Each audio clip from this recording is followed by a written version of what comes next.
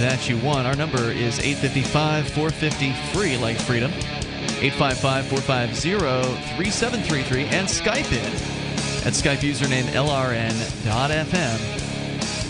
So, of course, there's lots in the news, as always, to talk about here tonight, but we've been promising to talk about the upcoming fork, the next upcoming fork of Bitcoin, because it's coming up, and it's coming up fast. It's going to be here in approximately 10 days from now. And the reason why we need to start talking about it now is because there are things that you should probably do if you're into Bitcoin, if you're a holder of Bitcoin, or if you're planning on buying some Bitcoin within the next week, that you need to know prior to this upcoming fork. You're saying November 15?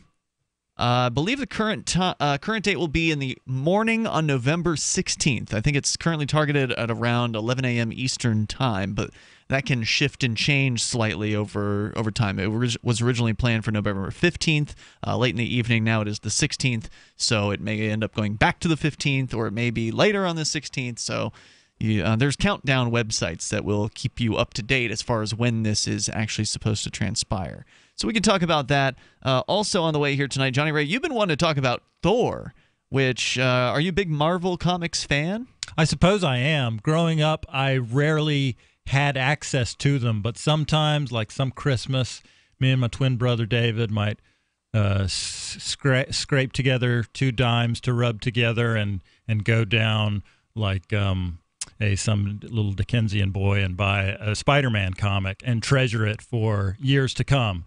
And since the Marvel Cinematic Universe has been unfolding, I've missed most of it, I think, but I often enjoy it. I enjoyed Civil War, and the trailer for Thor is incredibly enchanting. It's the science of trailers is so developed. It hooks me. They got you. And that one did, really. It had this Led Zeppelin music on it. It had the beautiful Cate Blanchett. It had jokes from Thor and him getting beat up by the Incredible Hulk. Now, Mark, did you go and see this on pre-opening night, so like Thursday night? Thursday night, I saw it regular 2D, and then I saw it today, just moments ago, in 3D. In 3D? Yeah. All right. You're obviously a fan. It's the Keen Cinema, so, well... Seeing it twice in the same weekend is that's fanatic level. The Thor sub franchise to be even more compelling than the rest of the Marvel universe. And the reason is because of the character development that goes on. They did very well in the first one, and I will say that there's even more character development going on in the third. I didn't think there was nearly as much in the second, but I just like what they do with the character, and Hemsworth does a fine job, and I believe that he's been allowed to have his personality come out with all these jokes. The comedic timing in it is perfect all the way through. It doesn't need laugh tracks or anything like that to let you know that it's funny. It's funny. Now, the latest round of advertising, Mark, that I've seen for it says it's the highest reviewed, the best reviewed Marvel film in the MCU. It's got 93% on Rotten Tomatoes right now, which that's a very high-scoring film just across the board for any film on Rotten Tomatoes. Yeah, Rotten Tomatoes is brutal. A website, for those that don't know, that kind of cobbles together as many reviews as they can from all around the internet. And, they've got like the big-name reviewers and the not-so-big-name reviewers, and then there's like a score for overall and then a score from just the big-name reviewers. But overall, their score on the Thor movie, Thor Ragnarok, is 93%. So that's pretty fresh. One of the things that interests me about Thor is, and I'm excited to see it, is that it seems to be sort of self-contained relative to the last film in the universe that I saw, Civil War. That seems like it's kind of part of a big miniseries. Yeah. And there's stuff going on. I don't necessarily know who these people are, and I don't care as much. This is like on another planet. It's got a different vibe. Yeah, this is where I really fail in as far as reviewing movies goes. Specifically, the only movies I go see now in theater are Marvel movies. Really? I just don't. I'm not going to spend the money to see other stuff. You like the pretty colors, I do too. Yeah, I like it. I don't know what to say, but I've always been a Marvel fanboy, and I like them. The thing is that I can't provide you with license to see something as somebody who doesn't understand the franchise, because I understand it so thoroughly. You were reading the comics as a kid, right? Right. I worked at a comic book store from the time I was 12 to the time I was 18. I only know that Thor exists. That's it. And he's got a hammer. Right. You've got it. Can you name the hammer? Mjolnir? Yeah, pretty good. All right. Pretty good. All right. I've never read a single frame of No, but I mean, it just shows the penetration that these ideas have. So that's really the name of the mythical god of thunder's hammer. Yeah, that's probably how I know it. Not from the comic book, because I never read one. The thing is, that's the thing. The comic really brings the myth back in a way that would we know. You can't answer this question. The Thor series was brought back by Kirby, basically, in the early '60s. Kirby vacuum cleaner? Jack Kirby. Oh, okay. The true icon of comicdom. Who is that? The writer? He was the artist. The artist, but basically, Stan Lee was the writer. But Stan wouldn't remember what he told Jack to do, and then Jack would draw the pictures, and then Stan would, he'd put some words in later. There was always a tension. There's very similar to your and my work, Ian. Oh yeah. Stan feel tension? Would want something done, and Jack would do what the hell he wanted, and then Stan would do what the hell he wanted, and it just. And art was created out of it. And these two guys, sadly, Jack died before the Marvel Cinematic Universe came around, and all the young people see, oh, Stan, he's everything in comics. Nah, he's just not. I see. It was really the two of them, and one might argue Jack Kirby was, the real icon. Okay. It's hard to say. So, anyway, I would say that Jack Kirby's creation of the Thor comic really brought the Norse myths back in a way that made them more accessible to people. We can't even imagine a world what it would be like in the world without him having done it, because I just don't know. I mean, I can't that's probably true. I can't name the pantheon of very many dead religions, but I can name the pantheon of that one. And why is it? Because he wrote that comic. I think I learned about the Norse pantheon first from a Choose Your Own Adventure book. Okay. That was where you went over the Rainbow Bridge and had adventure. But would the book have ever been written had it not been for Jack Kirby, bringing these things back? Possibly not. Right. Next, it would have been Dungeons and Dragons, probably. Yeah, Dungeons and Dragons. And I think I'm certain that Kirby came before Dungeons and Dragons. What would the that whole thing look like without Kirby's influence? I don't know the answer. Most of Dungeons and Dragons was based off J.R.R. Tolkien's novels, but there were no Norse gods in that. So, wasn't Feed and Folio, Deities and Demigods, which was this book that brought the gods and the devils and all that stuff into the Dungeons and Dragons universe and set fundamental Christianity on fire for a decade.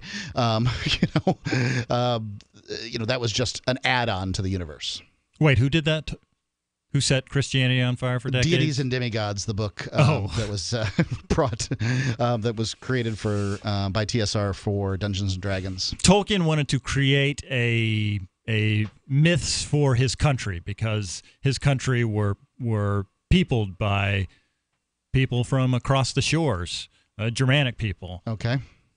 So that's probably what their myths would have been closest to, but Tolkien made some fresh for them, just for them. So what I would say is, if you're looking for a Marvel movie that is divorced from the main cinematic universe, that probably the place to go first is Doctor Strange, who does make an appearance in Thor Ragnarok. But that Thor Ragnarok does have I guess he doesn't die in Doctor Strange, huh? Just spoiled that one for me. Well, I don't. That's all right. Superheroes don't really die, buddy. Haven't they killed off Superman? Yeah, but he's back. At some point they brought him back. Yeah. All right. More coming up here in moments. If you want to comment on whether it's pop culture or Bitcoin or whatever's on your mind here tonight, you can take control of the airwaves at 855-450-FREE like freedom. This is Free Talk Live. Don't do what I did and run out. If it's working, don't quit. Why would you stop? Why undo all the good that's been accomplished? You've got to feed them right for life. Dynavite is nutrition. If I ever took Roy off of Dynavite... No, no, no, no. When I get to about 3/4, When I get down to the bottom of my box of Dynavite, Oh, no. I've got a couple more scoops. it's time to place my order. Dynavite.com. DINOVITE.com. 859-428-1000. Order a 90-day supply of Dynavite for your dog this week. We'll send you a bottle of Super Mega Fish Oil free. Packed with omega-3, DHA, and EPA fatty acids. Super Mega is great for your dog's immune system, healthy skin, and soft, shiny fur. Try Super Omega Fish Oil. Free this week at Dynavite.com. Just feed your dog right. Use Dynavite. Dynavite for life. 859-428-1000. 859-428-1000. DINOVITE.com. I got my Blink home security system delivered right to my door. I downloaded the app and it walked me right through the easy setup. Even with my complicated router system, I was done in like 10 minutes. Now it notifies me whenever something moves in front of the wireless cameras, or I can just check it whenever I want right from my phone. And I got you a deal. Get 3 Blink cams for what the other guys charge you for 1, plus an extra 10% off. Visit blinkprotect.com/FTL. blinkprotect.com/FTL. blinkprotect.com/FTL. Do you want to help build a better financial system for everyone? Join Dash. Dash is Digital Cash, a digital money platform designed to replace cash and help people manage their own wealth. It's fast and easy, fees are low, and transactions are confirmed instantly. Dash is decentralized, run by users who earn rewards for helping run the network and make governance decisions. Dash is set up to succeed where other platforms have failed. Give it a try at dash.org. Help people take control over their financial future today. Find out more at dash.org. The Free State Project has reached its goal of 20,000 liberty lovers who've pledged to move to New Hampshire and get active to achieve liberty in our lifetime. Perhaps you're trying to figure out what part of New Hampshire should be your destination. If so, consider Keene. You'll find more than 150 reasons to move to Keene at move.freekeene.com. Keene is famous for its historic, publicity-generating activism, as well as being the liberty media capital of the world. It's home to freekeene.com, New Hampshire's destination for liberty activism, news, and opinion. For years, we've been compiling over 150 reasons to move to Keene at move.freekeene.com, where you'll learn about some of what's happening here and what makes Keene a great place to live. If you love liberty, you'll probably enjoy anywhere you end up in the Shire. But do your due diligence first. Please visit move.freekeene.com for the full list of over 150 reasons to move to Keene. That's move.freekeene.com.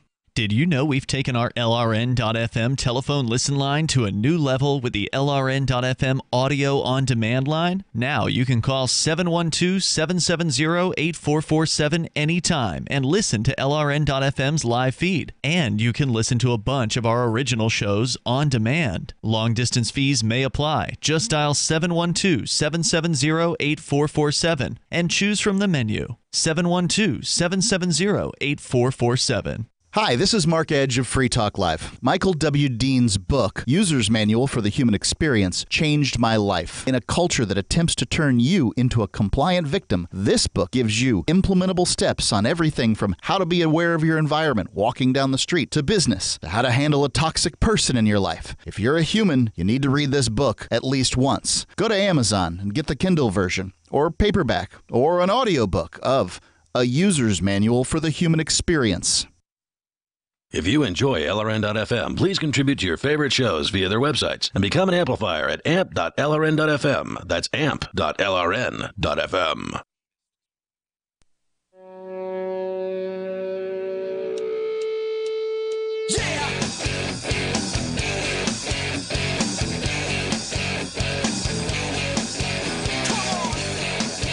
It's Free Talk Live. We invite you here to join us on the radio. Our number is 855-450-FREE, like freedom, 855-450-3733. Tonight with you, it's Ian, Johnny Ray, and Mark. To your phone calls and thoughts. But first, Mark, I want you to tell me about Whole Food Multi-Complete. Yeah, Whole Food Multi-Complete is so much more than a multivitamin. It contains, besides vitamins and minerals, enzymes, probiotics, antioxidants, an immune support system, a bone and joint support setup, and energy support. For 15 years, Whole Food Multi-Complete has been quietly providing what the big boys won't provide, the perfect blend of supplements in a single product. They've taken the expense and the complexity out of following a complete supplement program. So you can visit simplifymysupplements.com to learn more. Just go there and take a look at the list of things that this covers, the different vitamins and minerals and all the different supplements that are contained within Whole Food Multi-Complete. And I think that in and of itself is going to sell anybody who is interested in having some kind of multi that they take day in and day out. For other people, I want to give the testimony that I lost between 10 and 15 pounds just by using Whole Food Multi-Complete, and that was probably because of their probiotic blend that's contained in here. It balanced my gut out and just caused me to lose some weight. So check them out, Whole Food Multi-Complete at simplifymysupplements.com. Use coupon code FTL. You'll save 10% on your order, every time. Satisfaction guaranteed, your money back. SimplifyMySupplements.com, coupon code FTL. All right, our toll-free number again, 855-450-FREE, like freedom. Let's talk to Tom in New Hampshire. You're on Free Talk Live. Hello, Tom. Yeah, it's about the equation of time and, more importantly, about the mean solar time. Mean solar time. The Earth, okay. Mean solar time. Earth rotates in 23 hours, 56 minutes, and 4 seconds. Okay, that's how long it takes for it to make one spin on its axis. So how come there's 24 whole hours in a day? And the reason is because during that time that it takes to make a complete orbit, a complete rotation on its axis, it has gone on its orbit for a while. And now it takes a few more minutes for the same hemisphere to be facing the sun. Okay. And the exact amount of time it takes for the same hemisphere to face the sun again is different during the year because of the Earth's orbit is not a perfect circle. So sometimes it might be like 10 minutes off one way or another over time.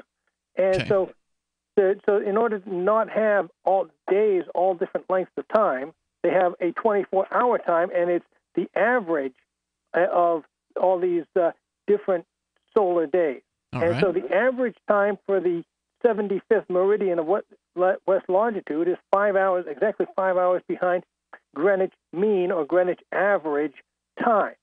That's why there's 24 hours in a day and 23 hours, 56 minutes, and 4 seconds for the Earth to make a complete rotation before, the same star would be exactly overhead in 23 hours, 56 minutes, and 4 seconds. And as those minutes add up over the years, you get leap years? Right. Is that right? No, that's got nothing to do with leap years. Leap years is because the time it takes it to go around on its orbit is not a absolute and not a perfect multiple of the amount of time it takes for a day. It's 365 and a quarter days. So what are you trying to get at here? You're saying that the actual rotation of the Earth takes less than 24 hours. Correct. That's correct, and that's why you have different stars available to see at like midnight in the summertime from the stars that you would see at midnight in the wintertime. It's because they all, the sun usually comes up, 5 o'clock in the morning, 6 o'clock in the morning, 7 o'clock in the morning, but the stars, it's all different ones throughout the year, and that's because the Earth rotates in a different amount of time from one solar day. A sidereal or star day, a complete rotation is 2356.04. Right. It's shorter because. Well, let's not forget that the tilt of the Earth matters for what stars you're going to see in the summer and the winter too. Actually, the North Star stays. If you were to point a telescope at the North Star, actually the spot right next to the North Star where it's actually the North Celestial Sphere, and you go back and check it any time that it's dark enough to see stars, it would be pointing to the same spot in the sky the whole time. I don't know if, I kind of understand what you're saying here, but I don't know if the radio is the best place for an astronomy class. Yeah, well, now people know, and since we had to change our. But clock what is knowing this? How does knowing that the Earth turns faster than 24 hours? How does that help anybody know anything? Like besides just a little, fun fact. Oh, it's just a fun fact, that's all. So, okay. Goodbye now. There you go. Thanks for the call. The toll-free number here is 855-450-FREE. Now, what's more meaningful to people is the fact that today was the daylight savings time ending, I believe it was, to where now you got to set or early this morning, you would have had to have set your clocks back an hour. And we're of back course, on standard time. Whenever that happens, whenever these time changes happen, then people end up dying because of heart attacks, strokes, getting up in the morning, at the wrong time and, being too tired and then crashing their car on the way to work. So we've seen, every year we talk about this stuff when these time changes happen because it's just so insane. I think Daryl told me that it was, I guess, based on an article that Ben Franklin wrote a long time ago, which was like a satire piece. The idea of daylight savings time. He wasn't actually being serious, but people took him seriously, and now we have daylight savings time. Or saving time as a result of that, and now we have a body count because of it. Yeah, the difficulty of stopping it is who goes first? Sure. So you have to. Would people be leaving in the dark for work? Would more people be leaving in the dark for work if daylight saving time didn't occur? I don't know. The answer is yes. Okay. Are accidents more likely to occur on a congested road in the dark or in the light? Probably in the dark. Which is fine. So you can stack up some deaths to not having daylight saving time too. One way or the other, that's fine. The question for me is it shows political power. Who gets it, who doesn't. There's some farmers that want to get rid of it. There's some farmers who want to keep it. Obviously, parents whose kids are going to school at ridiculously early hours so the teachers can get out at 2 or 3 o'clock in the afternoon, they want to keep it. All that stuff. Well, I believe plenty of studies have been done on this thing and have found not only is it more physically dangerous to people's health, but it's also just doesn't accomplish the things that it's supposed to accomplish. Generally not. Supposedly some kind of energy savings, a bunch of BS. It's nonsense. It doesn't add up, and people have been studying this for years, but getting the government to actually change its course and do something differently, something as basic as just simply changing the time back to normal time, it's a very difficult task. I mean, recently here in New Hampshire, there was a bill that was put forward that would consider, I guess, adhering New Hampshire to Atlantic Standard Time, which would basically be daylight saving time all the time, as I understand it. Yep. That unfortunately got rejected, and now it's off the table for the next 2 years. Even though in Massachusetts, they're looking at a similar bill, they actually came back with a recommendation to move ahead with the proposal if New Hampshire and Maine get on board. So it's going to take like another several years to make this happen, if it happens. More coming up here in moments. It's Free Talk Live. Join us here. Chad here, owner of Infidel Body Armor. With the shooting in Vegas, there will be calls to ban guns and body armor. You can expect prices to rise dramatically in the coming weeks as gun grabbers try to outlaw your freedom. If you don't have your armor kit yet, you're behind the curve. Don't miss your window of opportunity. Go to infidelbodyarmor.com and click on Specials. That's infidelbodyarmor.com. Hunters, anglers, campers, and survivalists. Get back to nature. Expand your horizons with the highest quality, most versatile, unique slingshots and sling bows on the market at slingbow.com. Slingbow products are compact and models start from just $17.98. They're perfect for your bug-out bag or storing in your vehicle. Give yourself and your loved ones the excitement and tradition of Slingbow, a new frontier in archery and truly modern twist on this primitive survival tool. Feel the thrill only at slingbow.com. This is Michael Dean from the Freedom Fiends. I've run websites since 1996 and have used over a dozen web hosts in that time. AgristHosting.com is the only one that hasn't broken my heart. Agrist Hosting's uptime and service is stellar, and their DDoS mitigation is the best I've seen. That's important because if you tell the truth in this world, you'll ruffle feathers. And some people will try dirty tricks to silence your voice. No matter what the haters hit us with, Agrist Hosting keeps our websites online. If you have a mission-critical commercial presence or a world-changing activism site, you cannot tolerate any skullduggery. So go with agristhosting.com. Have a WordPress or blog site, but you're not satisfied with performance or uptime? Or just want raw hosting? Want to pay with Bitcoin? Agrist Hosting specializes in high-performance hosting with personalized service. Go to agristhosting.com and click on the button that says Get Hosted. That's agristhosting.com. Should you be able to earn an honest living free from senseless government interference? The Institute for Justice thinks so. That's why we've spent years defending hard-working men and women from pointless government regulations. Nationwide, IJ has created opportunity by reducing government power. But there is still more work to be done. Visit our website today at ij.org. Let IJ take care of the government so you can take care of your business.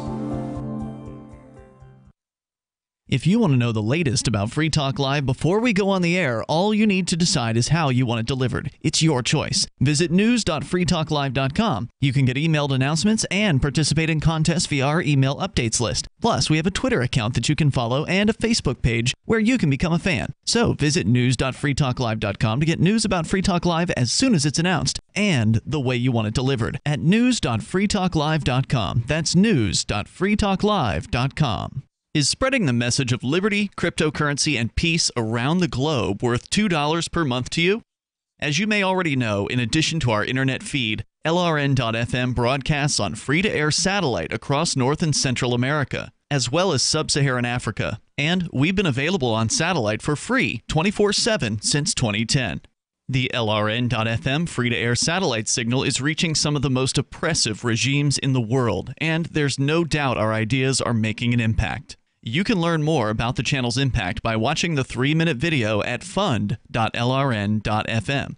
If you'd like to help free minds globally with our ideas of liberty, cryptocurrency, and peace, you can donate as little as $2 per month via fund.lrn.fm. You can help us continue and expand our satellite broadcast to multiple continents. Visit fund.lrn.fm today, and thank you for your help. Don't forget to share the link on social media. That's fund.lrn.fm.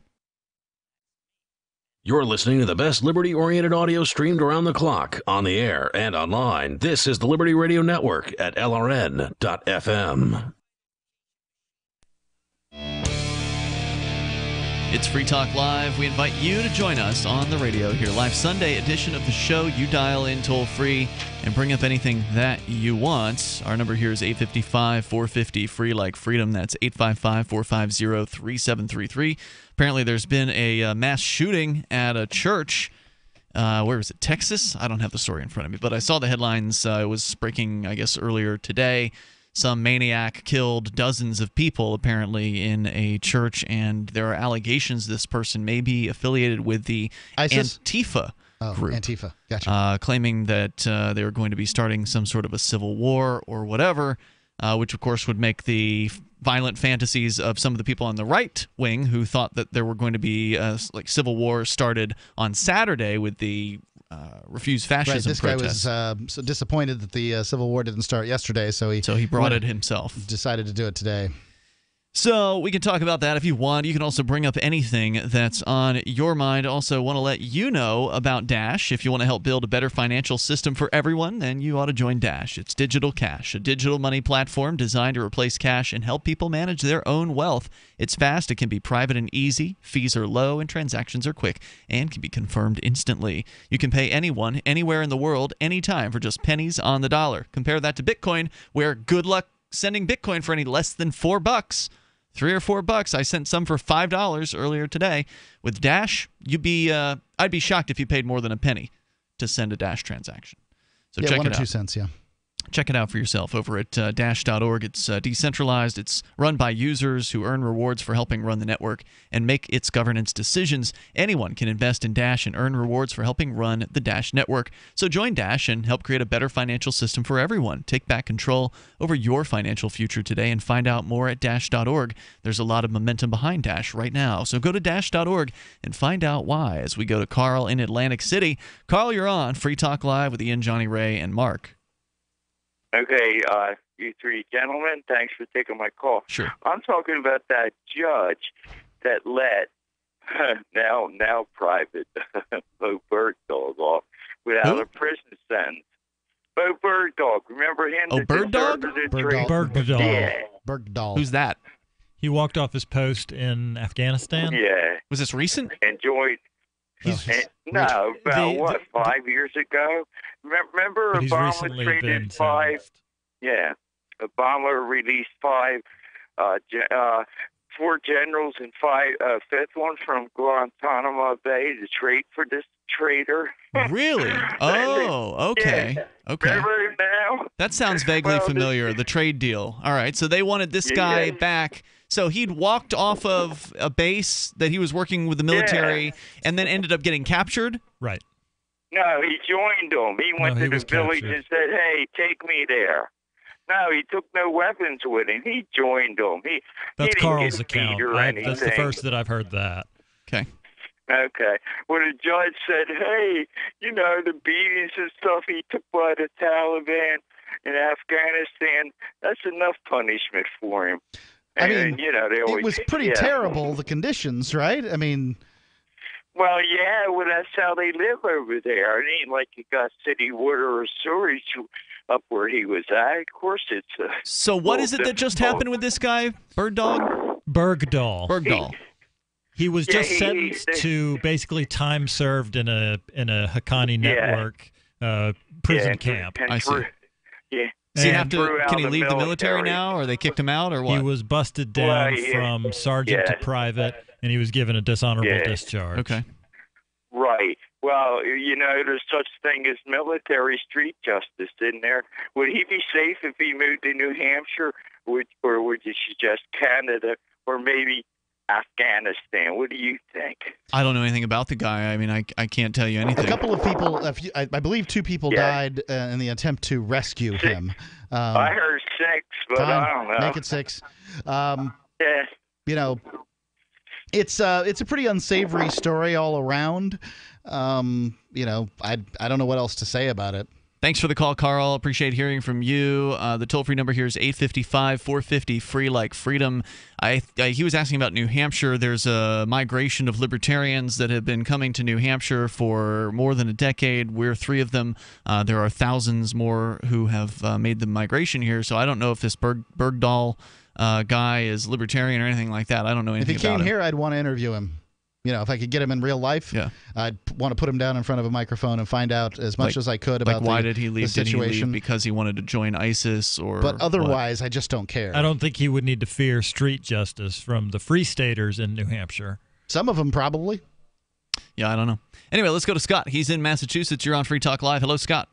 Good evening, Mark and Ian. How are it's you? Scott the Bigot. Well, also Johnny Ray is here as well. Go ahead. Johnny with Ray, what you're how are you about. too? Hey, Scott, I've been thinking about you. Tuesday is historic. This Tuesday marks a milestone. It marks the 100th anniversary of the Russian Revolution. And people may say, what does that have to do with America? There's very ominous and disturbing parallels. Actually, what I thought to myself was, what's it have to do with Jews? Because I figured that's where this was going. Go ahead. Let me explain to you. In 1917, Tsar Nicholas II was overthrown. His family was murdered a year later in Siberia.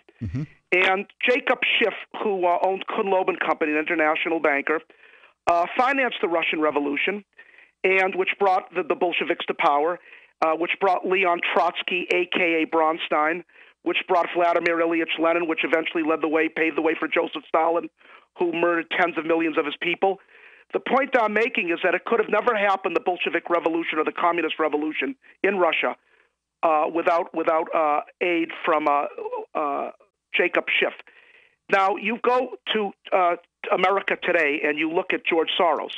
Now, George Soros has financed Occupy Wall Street, Black Lives Matter, climate change, national anthem, Confederate statues. He's a communist. He's a billionaire international banker, communist, who wants to finance.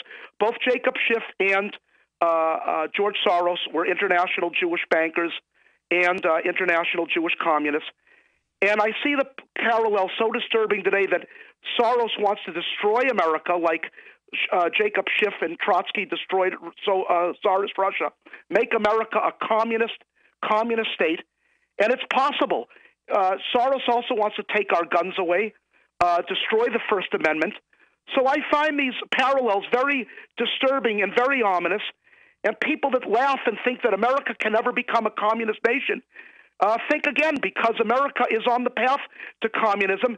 I also find very ominous the fact what would make you believe that America had actually become communist? Is there a certain program or organization, some sort of thing that would happen in D.C. to make you say, okay, America is now a communist state? You asked a question? Yes, I do. Would be the sign. When the Federal Reserve abandons the United States dollar as the main legal tender instrument for currency in the United States in favor of a one world currency, that's one sign. Isn't there already a one world currency? Isn't the Federal Reserve note already the one world currency? It's used throughout the world, but it's starting to be rejected by many countries for the simple reason that countries have smartened up and realized that there's nothing back behind the U.S. dollar. No gold, no silver, no anything. The Federal Reserve can print up $1 billion. It can print up $100 trillion. And for your listeners that don't realize it, the Federal Reserve is not part of the United States government. It is a private institution, primarily in international Jewish hands. Janet Yellen was just fired as the Federal Reserve chairman, replaced by Jerome Powell. That may be just a window dressing, but I find what is that supposed to mean? A window dressing? Ominous. It's window dressing. What are you saying? I'm saying that the Federal Reserve is going to continue its tactics. Trump is trying to stop the New World Order. What would make you think that Trump is trying to stop the New World Order? I mean, isn't the New World Order supposed to be so powerful and so influential that only its candidates end up running for president? Wouldn't Trump have already been, assimilated by the New World Order in order to get to where he is? Not necessarily, but the way that's interesting that, people who believe in conspiracies don't really fully believe them when it all comes down to it. The New World Order is supposed to be this scary group of people that are so elite and so powerful, but yet one guy with a few $1 billion can outdo them and get elected to president. Thanks for the call tonight, Scott, for your daily dose of hate. There he is, Scott the Bigot. More coming up. Earlier this year, after many years of conflict over the direction of Bitcoin, the creators of Bitcoin Cash did just what they were told to do. They forked off. Now there are two Bitcoins, the one that is run by the big bank patsies, and Bitcoin Cash, the one that stays true to the creator's vision. Bitcoin Cash has surprised many with its relevancy and staying power, and the price reflects it. If you believe that Bitcoin was meant to be a low-cost, easy-to-use, peer-to-peer currency that could bring economic freedom to the world, you need Bitcoin Cash. Get your Bitcoin Cash wallet right now at bitcoin.com. When I get to about 3/4, when I get down to the bottom, a couple more scoops, it's time to place my order. Dinovite.com. Order a 90-day supply of Dinovite for your dog this week. We'll send you a bottle of Super Mega Fish Oil free. Packed with omega-3, DHA, and EPA fatty acids. Super Mega is great for your dog's immune system, healthy skin, and soft, shiny fur. Try Super Omega Fish Oil. Free this week at Dinovite.com. If it's working, don't quit. DINOVITE.com. Are you tired of paying fees and commissions to that other site? I know you are. And I'm here to tell you about a great alternative to sell your stuff. BuySellMakeOffer.com is the best-selling site to ever come along. It doesn't matter what you're selling, big or small. It's easier than ever. And you can use Skype to show your items and get to know your potential buyer, and they can see that you are for real. No more blind trust. And you're not limited to snapshots. You can video what you're selling to better sell it fast. For as little as $9.95, and that's after a free 30 days, you can sell everything you no longer want with absolutely no fees, ever. Go right now to BuySellMakeOffer.com and become part of a community of buyers and sellers who have already discovered this revolutionary way of getting it sold online. That's BuySellMakeOffer.com. You'll never regret making the switch. BuySellMakeOffer.com. So, what are you waiting for? According to attendees of a karaoke night at Charlie's Bar and Grill, a man 30 seconds into singing Michael Jackson's Man in the Mirror better get his act together and get it together fast. He up from the get-go, coming in late on that first line, singing totally off-key. He needs to shape up and get his head in the game pronto.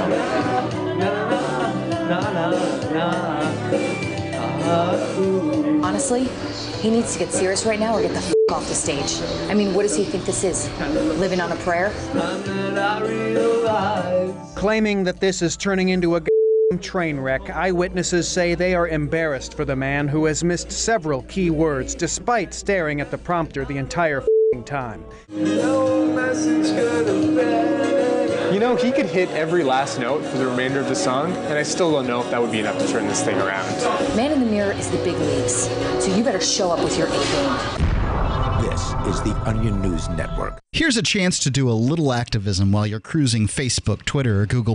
Between the LOL cats, the recipes, the hot girls, and the inspirational sunrise memes, Free Talk Live's posts pass by your newsfeed. Like them, comment. It gives us more exposure. If you don't see our posts, click like at facebook.freetalklive.com and then hover over it to click Get Notifications. It's an easy way to spread the ideas of liberty a bit further. I know you're busy, but you can spare that 1/10 of a calorie it takes to click on something. Facebook.freetalklive.com. Radio is the most personal of mediums. I exist right now in your head. If you listen to Free Talk Live regularly, you know me. Free Talk Live is on more than 160 radio stations around the U.S. and has been downloaded on every continent around the world. Hundreds of thousands of listeners with ad packages from $600 a month to $6,000 a month. Imagine what we can do for your business, project, website, or idea. Email me, mark@freetalklive.com. While our satellite channel is free to listen to, it's not free for us. You can help us cover our satellite costs with the chip-in on the right side of the page at lrn.fm.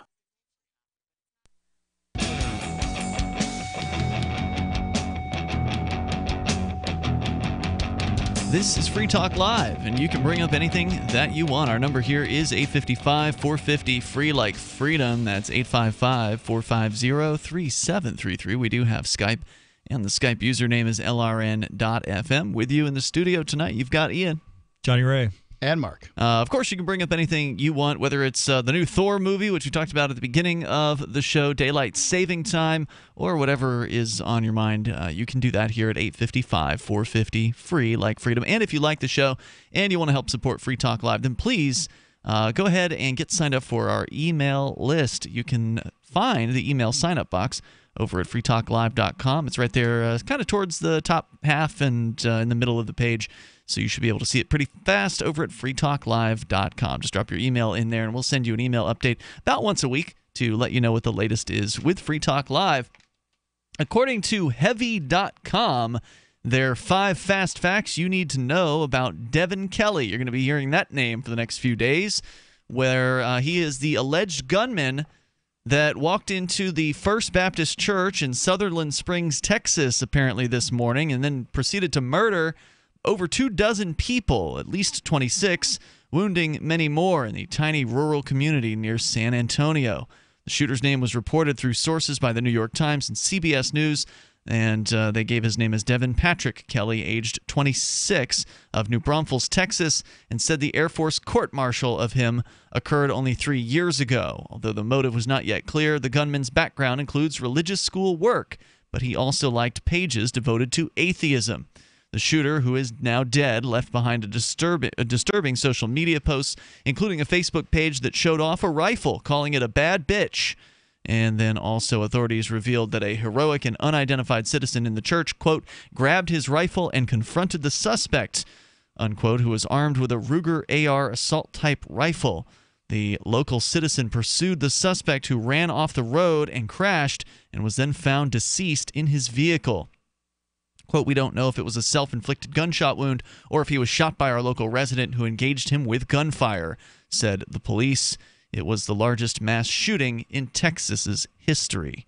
The horrific shooting wounded almost everyone inside the small country church building, which held only about 50 people in a town of only a few hundred. The victims ranged in age from 5 to 72. Governor Greg Abbott said this will be a long, suffering morning for those in pain, confirming that 26 people had perished in the attack. At that time, the government was not confirming the suspect's name and say they were investigating but could not confirm reports of possible militia ties. Now, on the other hand, there's another report out there claiming that this Devin Kelly guy is actually part of Antifa. Now, of course, it's so early on here. All of this is somewhat speculative. The claim that he's part of Antifa is based on some sort of like text message from an alleged witness, right? So, we don't really have a whole lot to go on there. The claim from this person is that he actually had an Antifa flag with him that he draped over the podium in the church, and then proceeded to scream something about how this is a communist revolution. So that sounds unbelievable, but maybe that What's happened. unbelievable to me is there's 50 people in a Texas church and none of them has a gun. That's a good point. As many as 30 other people were injured, according to the story here, with at least one in critical condition, according to CNN and ABC. A KSAT reporter at the scene said that an ambulance had responded, which is used to transport multiple victims. Pregnant women and young children were reportedly among the victims, including the teenage daughter of the pastor who was out of town when the mass shooting occurred. Victims have not yet been identified. The shooter who, here are the fast facts. Number one, the shooter who showed off a photo of a rifle on Facebook once taught Bible school. Kelly's Facebook page has now been deleted, but you can still see a screenshot of the weapon that he posted here on the story. We'll post this on our Facebook and Twitter for you. His profile picture showed two small children, which was a chilling juxtaposition next to the semi-automatic rifle. That was his cover photo. According to the Daily Beast, Kelly was married, and his mother-in-law listed a P.O. box as her mailing address. San Antonio police reportedly raided his home today, this evening, and he briefly had taught at a summer Bible school. Imagine whatever reason he did this crap was a good enough reason for him to never see his kids again. I mean, it's crazy. Yeah, what an awful person. LinkedIn page says he was a VBS teacher. VBS standing for Vacation Bible School, I believe. VBS teacher at Kingsville FBC. Not sure, some kind of church. Baptist, maybe? Baptist church. Volunteered between 2013, et cetera, et cetera. So anyway, maybe he's got a chip on his shoulder about religion. That's certainly a possibility, having left being a Vacation Bible School teacher and then liking atheism pages on Facebook. Certainly, Mark, you had a very dark turn in your life after you kind of were disturbed by religion, and you'd been raised in a Christian household at a Christian school. And sure, my udder was I lacked an anchor, a rudder. Mm-hmm. I said udder. Yeah, I was wondering about that. My rudder, in many ways, and I don't know what happened with this guy. If you want to comment, you're welcome to join us here. The toll-free number is 855-450-FREE, like freedom. He did serve in the U.S. Air Force right after high school. And according to the New York Times, his motive and why he targeted the Wilson County Church remain unclear. Comal County is located northeast of San Antonio, Texas, and the Daily Beast reported that he was a resident of New Braunfels, which is a suburb of San Antonio. So it's a ways away. He left his area of town to go specifically to this church. What was the reason for that? Let's go to Ron. He's in Durango, California. Ron, you can bring up anything you want. What's on your mind? Go ahead. Hey, good evening, guys. Just Durango, Colorado. But, excellent. I'm just curious on your last caller, the guy about the Federal Reserve. Can you elaborate for the listeners why you would suggest that he would be a hater? Oh, Scott, I didn't quite understand that. Scott the bigot is a bigot, racist, and he hates everybody who's not a white Christian Protestant male. Yeah, Protestant. Yeah. Yeah, he's a regular caller to this show, so you're probably somewhat new to the show, or maybe he just hasn't called very much on the nights you've been listening. But well, I listen to you intermittently, when I can. But yeah. What he was saying about the Federal Reserve is very factual. Yeah, every now and then he says things that are true, but they usually are speckled with all kinds of racist attacks against Jewish people or blacks or something like that. He doesn't disagree with the concept of central banks because they're inflationary and unaccountable. It's because he sees them as being Jewish staffed run and overseen by the Jews. Okay, well, I have no idea what the cabal is made up of that runs the Federal Reserve, but it is ran by international bankers. Yeah, there's no doubt about that. I mean, the Federal Reserve is a bad organization, and it needs to be gotten rid of. Absolutely no doubt about that. I appreciate you calling to clarify. Was there anything else you wanted to share? No, that was it. Just wanted to. I didn't quite understand. When you said your daily dose of hate. So, but I appreciate your explanation. Yeah, it wasn't his most hateful call, but he was definitely peppering in his conspiracy theory that it was all Jews all the time that are behind every financial conspiracy out there, and it's ridiculous. Yeah, I understand, and I totally don't. I do not agree with that at all. But again, the Federal Reserve is ran by international bankers, and it's a terrible organization. The best way to fight the Fed is to buy crypto. Am I right? Cryptocurrency? Yeah. Cryptocurrency, yeah, for sure. I would say that's the most effective way to fight all central banks around the globe, not just the Federal Reserve, but every other central bank out there, because they're all bad. We're more familiar with the Federal Reserve because we live here, but all of them follow the same BS inflationary, Keynesian monetary policies. Ron, thanks for calling with the clarification. Yeah. I appreciate hearing from you tonight. Thank you. Bye. Let's talk to Pat. He's in Michigan. Pat, you're on Free Talk Live. Go ahead. Yeah, it was Pat from Thunder Bay, 45th parallel. Hey, Pat, go ahead. I'm listening to all this, the guy going nuts down here in Texas and this new church shooting, and this is going on all around the country, and it's not all Al Qaeda. I mean, the country is falling apart within. Okay, I don't think anybody said this was Al Qaeda. No, I know they didn't. But what I'm getting at is I have witnessed in my own family this opioid epidemic. Mm-hmm.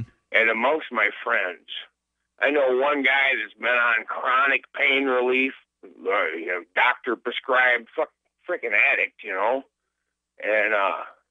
he wigged out. He went south on all his friends, and the dude went postal. And I wonder how many of these postal puppies have, if we did a little research, in the doctors, how many haven't been long-term addicts? A lot of the people that end up doing these mass shootings do turn out to be on some kind of psychotropic prescription medication, not necessarily heroin or anything like that, but antidepressants and those sorts of things. And that does seem to be a common thread between these things. Pat, thanks for the call tonight. I appreciate hearing from you, man. There's more coming up here. Hour number 2 is on the way. Free Talk Live. Has all but banned the movie series What Would Muhammad Do? It's a brilliant film on the true history and goals of Islam. This is the film Trump's enemies and holdouts from the Obama administration are terrified you will see. Pro-Islamic groups working with Google and other multi-billion-dollar corporations have vowed to suppress the distribution of What Would Muhammad Do? When you see it, you'll understand why. Get your copy while you still can. Order the 4-DVD collection today for $39.95 plus shipping and handling. Or go online and download the entire movie series for just $19.95. But wait, for those who order in the next 30 minutes, we'll throw in a 9-part series on the Muslim Brotherhood absolutely free. Go to wwmdfilm.com or call 304-289-3700 now. That's wwmdfilm.com or call 304-289-3700 now. This Your Family Today tip is brought to you by Boost Kid Essentials Nutritionally Complete Drink, providing your picky eater with essential nutrition and great taste in one drink. Visit us at kidessentials.com. To make sure your kids eat healthy, follow the 5-a-day plan. Serve 3 servings of vegetables and 2 servings of fruit daily. Remember, a serving could just mean a piece of fruit or a half cup of veggies. If your kids are picky eaters, ask a nutritionist about other sources. For more tips like these, visit us at parenthood.com/yourfamilytoday. So you've heard all 3 hours of the latest episode of Free Talk Live, and you're still hungry for liberty-oriented audio content? Did you know that we have another 24/7 audio stream at LRN.FM? The Liberty Radio Network airs the latest episodes of some of the best liberty-oriented podcasts on the internet around the clock. In addition to recorded content, you'll also hear live shows like Free Talk Live, originating from our Keene, New Hampshire studio. So listen anytime at LRN.FM. That's LRN.FM. You're listening to the live edition of Free Talk Live. Hour number 2 is next after the news here on the Liberty Radio Network at LRN.FM.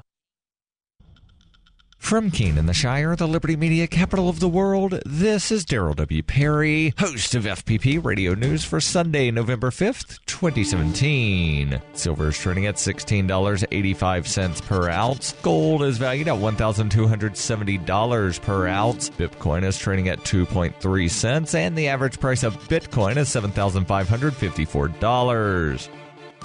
Antiwar.com reports the ambush on October 4th along the Niger-Mali border left 4 U.S. Special Forces killed and revealed to the U.S. public and Congress for the first time that some 1,000 U.S. troops were on the ground in Niger. After a month has passed, what else have we learned? Very little, as it turns out. Niger and the Pentagon continue to offer radically different versions of what happened on that day, as well as the circumstances in which the U.S. troops were left behind in the evacuation, something U.S. officials initially insisted could not have happened. Nigerian officials say this was an operational mission, but one in what was not considered enemy territory, intended to detain a suspected recruiter for the Islamic State. Pentagon officials say none of that happened, and there was absolutely no intention to kill or capture anybody. What the Pentagon is saying happened continues to vary day to day and sometimes hour to hour, but officials continue to insist that the investigation into the incident is ongoing and that a final version will be released in a few weeks. Until then, anything the Pentagon says happened seems to be a wild guess and subject to revision. U.S. officials are also saying the size of the deployment in Niger, which went from an unspecified number of U.S. trainers to 1,000 combat troops without anyone being informed, is likely to grow further. Whether we'll hear about that when it happens remains to be seen. FPP Radio News is brought to you by Bitcoin Not Bombs. Bitcoin Not Bombs is a launching pad for nonprofits and social entrepreneurs into the financial freedom of the Bitcoin economy. Bitcoin Not Bombs is fully committed to being the hub of the nonprofit sector of the Bitcoin economy, maximizing the potential cross-promotion of all our clients and commercial partners. To learn more, visit bitcoinnotbombs.com.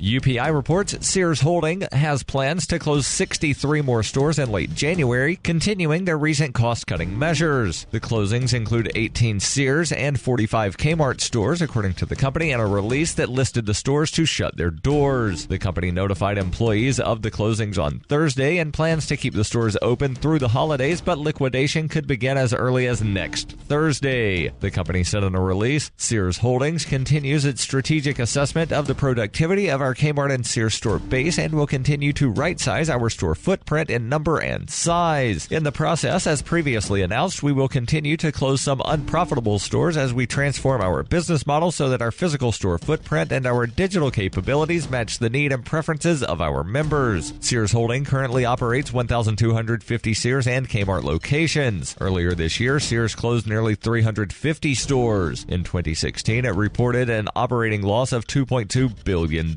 Since 2011, Sears has lost more than $10.4 billion.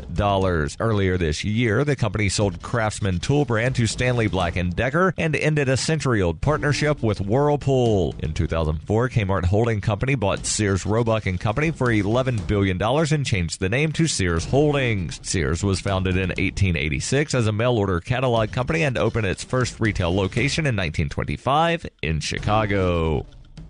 For over 40 years, Roberts & Roberts Brokerage has been a trusted source for buying and selling precious metals like gold and silver. And as a Bitcoin-preferred business, Roberts & Roberts Brokerage has removed the minimum purchase amount for all orders paid in the digital currency. Call Roberts & Roberts Brokerage today for knowledgeable advice on buying and selling precious metals and a forward-thinking approach to new technologies. 800-874-9760 or visit online at rrbi.co.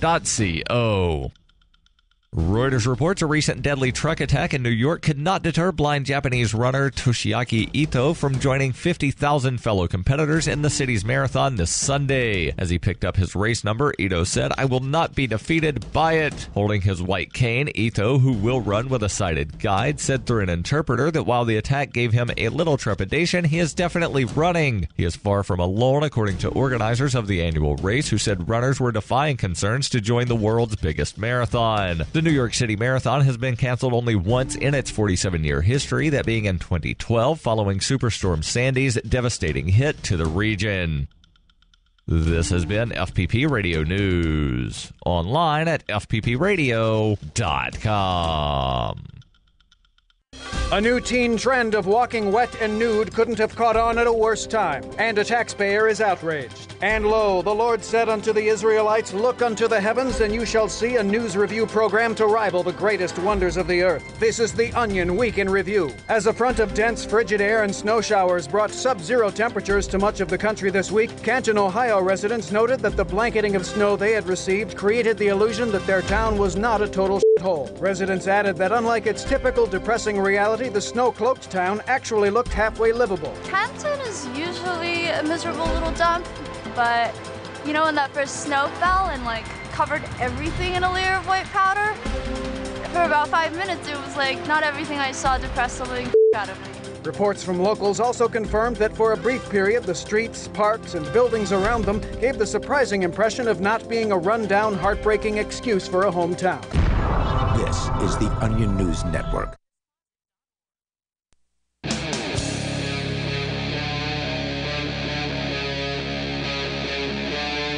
Free Talk Live.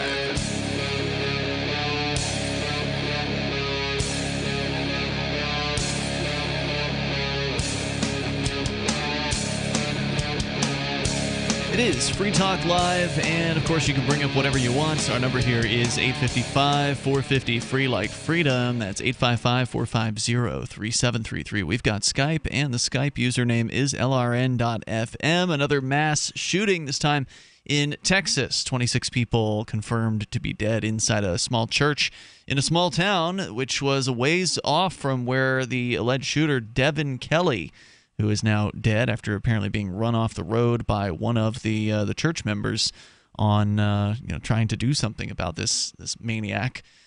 With you in the studio tonight, it's Ian, Johnny Ray, and Mark. Of course, you can bring up anything that you want. The 5 fast facts that you need to know, according to Heavy.com, include that Devin Kelly was on Facebook showing off a picture of his rifle and once taught Bible school, Vacation Bible School, although then he started to get into atheist groups, apparently, or atheist pages on Facebook. And it's always so frustrating when Facebook or the government takes down these profiles because, knowing things about these people could be useful, but yet nobody else is allowed to comb through them unless they happen to get there before they get pulled down. It's frustrating. Well, they presume that you, or the listener, basically have no use for this sort of thing. It's just, what do you amount to?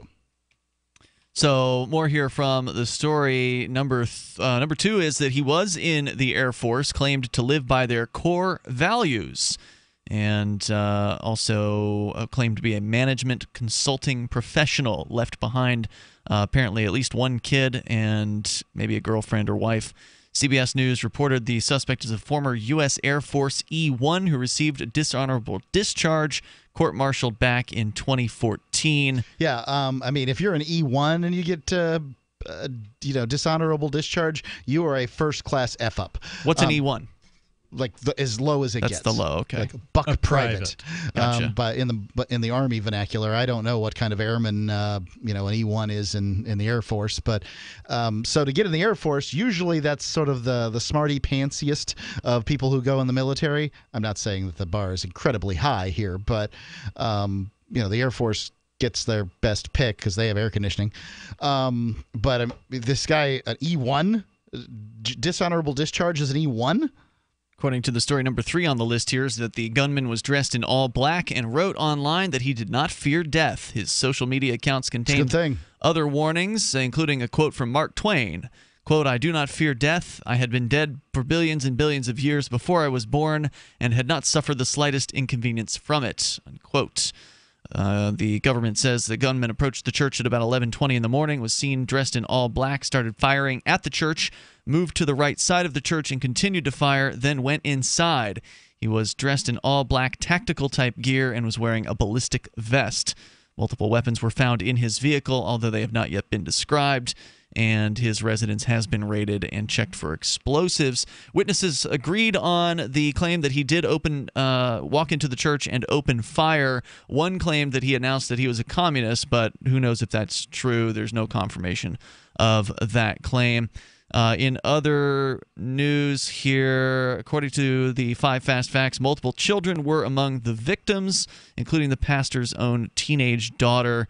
And finally, number 5, people wrote frightened messages on social media as news of the shooting broke. I mean, that's not really unusual. That's pretty common these days for people who are literally under fire to be texting or using Twitter to let people know that they're being shot at by somebody. It's amazing what people will use social media for. Let's go to Fred. He's in Michigan. You're on Free Talk Live. Hello there, Fred. Hello. Hey. Yeah, I guess I'm calling in on the back of one of your previous callers. Are you talking about the opioid epidemic and all the craziness going on and the shootings and whatnot, people waking out? We can talk about whatever you want to talk about, Fred, so go right ahead. Well, that's kind of where I was aiming. I mean, but I don't want to go on the premise of me being the bearer of false news, but I do have it on good authority that better than 80% of the Alpena County Sheriff's Department is on some kind of medication, let's call it. And people are wigging out all over the place, right? And the more money you got, the better insurance you got. Well, guess what? The more pills you got.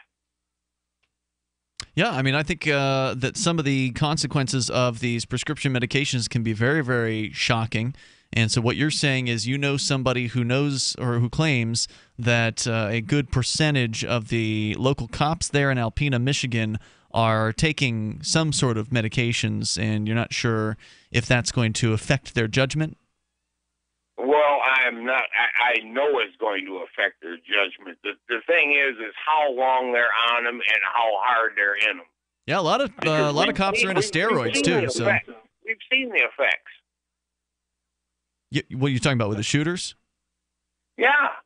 Well, I don't know if that's necessarily, translating to the police. Usually with the police shooting people, it's just the fact that they have what they believe is authority over others and virtual, unaccountability for their actions. So cops who want to shoot people, they know that they can get in there and do that pretty easily and not really have any kind of consequences brought upon them for it in most cases. Well, I understand that, but distorted reality is distorted reality, and it does not really determine which side of the fence you're on. Well, I agree with you. Whether their distorted reality is coming from the prescription medication they're taking or coming from the idea in their heads that they are, somehow superior to other human beings or in charge of other people, that can definitely mess with somebody's head and make them do things that they otherwise might not do if they actually had to suffer consequences from their actions. But of course, we know that police generally don't suffer any consequences for their actions. Usually, worst case scenario is they get a paid vacation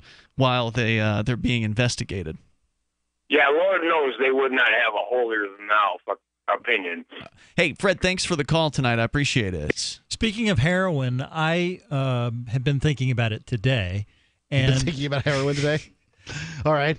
I had basically up until very recently decided for myself that the heroin and opioid problem in the U.S. was a result of Big Pharma. Them finding new ways to generate revenue through pain management products. There's certainly a demand for the product, right? And you could create a demand, a much bigger demand for that product. But today I saw something about poppies in Afghanistan, and there was a Wikipedia citation that said production of heroin from poppies in Afghanistan increased after the U.S. invaded, and that the Europeans consequently didn't need to get as much from their South American sources, and so some of that has resulted in increased supply to the U.S., lowering the cost of heroin. And so thanks to the U.S. government for invading Afghanistan, heroin got cheaper? Yeah, creating the production of, or increasing the production of heroin in the world and making it cheaper. But that's not why there's a problem. The problem comes from inside, right? The problem comes from individuals who are trying to escape their reality. Whether they would choose heroin or crack, they would choose whatever it is that happens to be most available. What you're saying is the government's actions might have inadvertently or advertently, depending on who you ask, made heroin cheaper on average, and so therefore the drug users went to that. But if it had been crack, they would have gone to crack. They would have gone to, whatever other drug it might have been at the moment that would allow them to escape from their reality. Well, I don't know about that. I mean, I do agree with your larger point that it is an individual problem, and the price of the thing doesn't turn you into a demon. Because the price is low, you don't lose all of your moral mooring. Sure. But a heroin addict is different from a crack addict to a certain extent. In what way? Well, the two different drugs have radically different effects. Sure. Cocaine makes you very active, and heroin makes you very unactive. Yeah, but in a way. Dead. Are you saying a heroin addict wouldn't rob, cheat, or steal in order to get the money that they need to buy their next fix? Sure, they would. They may not do it while they're, laid out from the heroin, but later on, once they're jonesing, they're probably going to be willing to do whatever a crack addict would be willing to do in the moment. More coming up here. You can tell us how you feel. Message and data rates may apply. Oh my gosh, that's Frank Thomas. No. Yes, that's him. Go ahead. Excuse me, are you Frank Thomas? Yes, I am. I bet you get recognized a lot. I was a pretty good ball player. You were? Some people thought so. Sorry, we recognize you from those Nugenix commercials. Oh, yeah? That's great. So does Nugenix really work? Oh, yeah. I really can feel the difference. My workouts are better, and I feel a lot more energetic. I wish my husband would use Nugenix. It's so easy to get started. All you have to do is send one simple text. Text the word radio77 to 42424 for a complimentary bottle of award-winning Nugenix, the #1 selling free testosterone booster at GNC. Its unique man-boosting formula is powered by Testofen, a patented key ingredient clinically researched to help a man feel stronger, leaner, more energetic, and more passionate. And you're going to like the difference, too. Text radio77 to 42424 for a complimentary bottle of Nugenix. Samples are not available in stores. Text RADIO77 to 42424. I got my Blink home security system delivered right to my door. I downloaded the app and it walked me right through the easy setup. Even with my complicated router system, I was done in like 10 minutes. Now it notifies me whenever something moves in front of the wireless cameras, or I can just check it whenever I want right from my phone. And I got you a deal. Get 3 Blink cams for what the other guys charge you for 1. Plus, an extra 10% off. Visit blinkprotect.com/FTL. blinkprotect.com/FTL. blinkprotect.com/FTL. Have you wanted to get into Bitcoin mining but don't want to deal with the hassle and frustration of operating the mining hardware? Let pool.bitcoin.com handle it for you like I did. Just visit pool.bitcoin.com and use their calculator to estimate what you could end up making. You get to decide which Bitcoin you want to mine. If you already have mining equipment, you're invited to join pool.bitcoin.com. Get all the details and get started mining Bitcoin at pool.bitcoin.com. Since time began, tyrants have taken aim at personal liberties. Now there's a movie that aims back. The government has no more right to tell us what to put in our bodies than they have to take our guns or tell us what books we can read. 6 drug police were eaten by bears while raiding a marijuana farm. On your knees, you dirty hippies! Jesus. On your knees! What's the problem, officer? Today, many cops who enforce pot laws do so only because it provides them with cushy jobs, good benefits, and a chance to push people around. I was an undercover narcotics officer. The drug war is nothing but a farce. The Second Amendment says you got to keep you and your gat intact. Guns and Weed, The Road to Freedom. A film by Michael W. Dean and Nima Vadadi. DVD available now at gunsandweed.com or on Amazon. That's gunsandweed.com. Makes the perfect gift. Remember, that's gunsandweed.com. LRN.FM is proud to announce our official listening apps for Android and iOS devices. Now you can easily tune into our streams anywhere, anytime on your smartphone or tablet. Just visit apps.lrn.fm or search for LRN.FM in the Android or Apple app stores. Please download, rate us 5 stars, then share the link on your social media and let your friends and family know how you're listening to LRN.FM. Download it now, free at apps.lrn.fm. What do you shop for that you could otherwise buy at Amazon? Pretty much everything, right? Amazon has competitive pricing and they deliver, and that's a big plus. If you could plan ahead in your shopping, would you be interested in saving up to 33%? There's a catch. You have to do your shopping in Bitcoin. But imagine those savings. It's like a huge raise. All you have to do is go to saveitpurse.com. We've saved thousands, and you can too. Plan ahead and save. Saveitpurse.com. Do you love Twitter? Make sure you favorite the LRN.FM Twitter account so you can receive our tweets at twitter.lrn.fm. That's twitter.lrn.fm.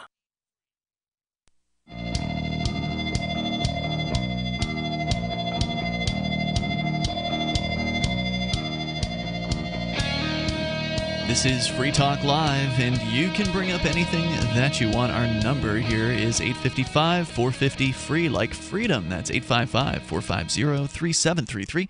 And you may Skype in at Skype username LRN.FM.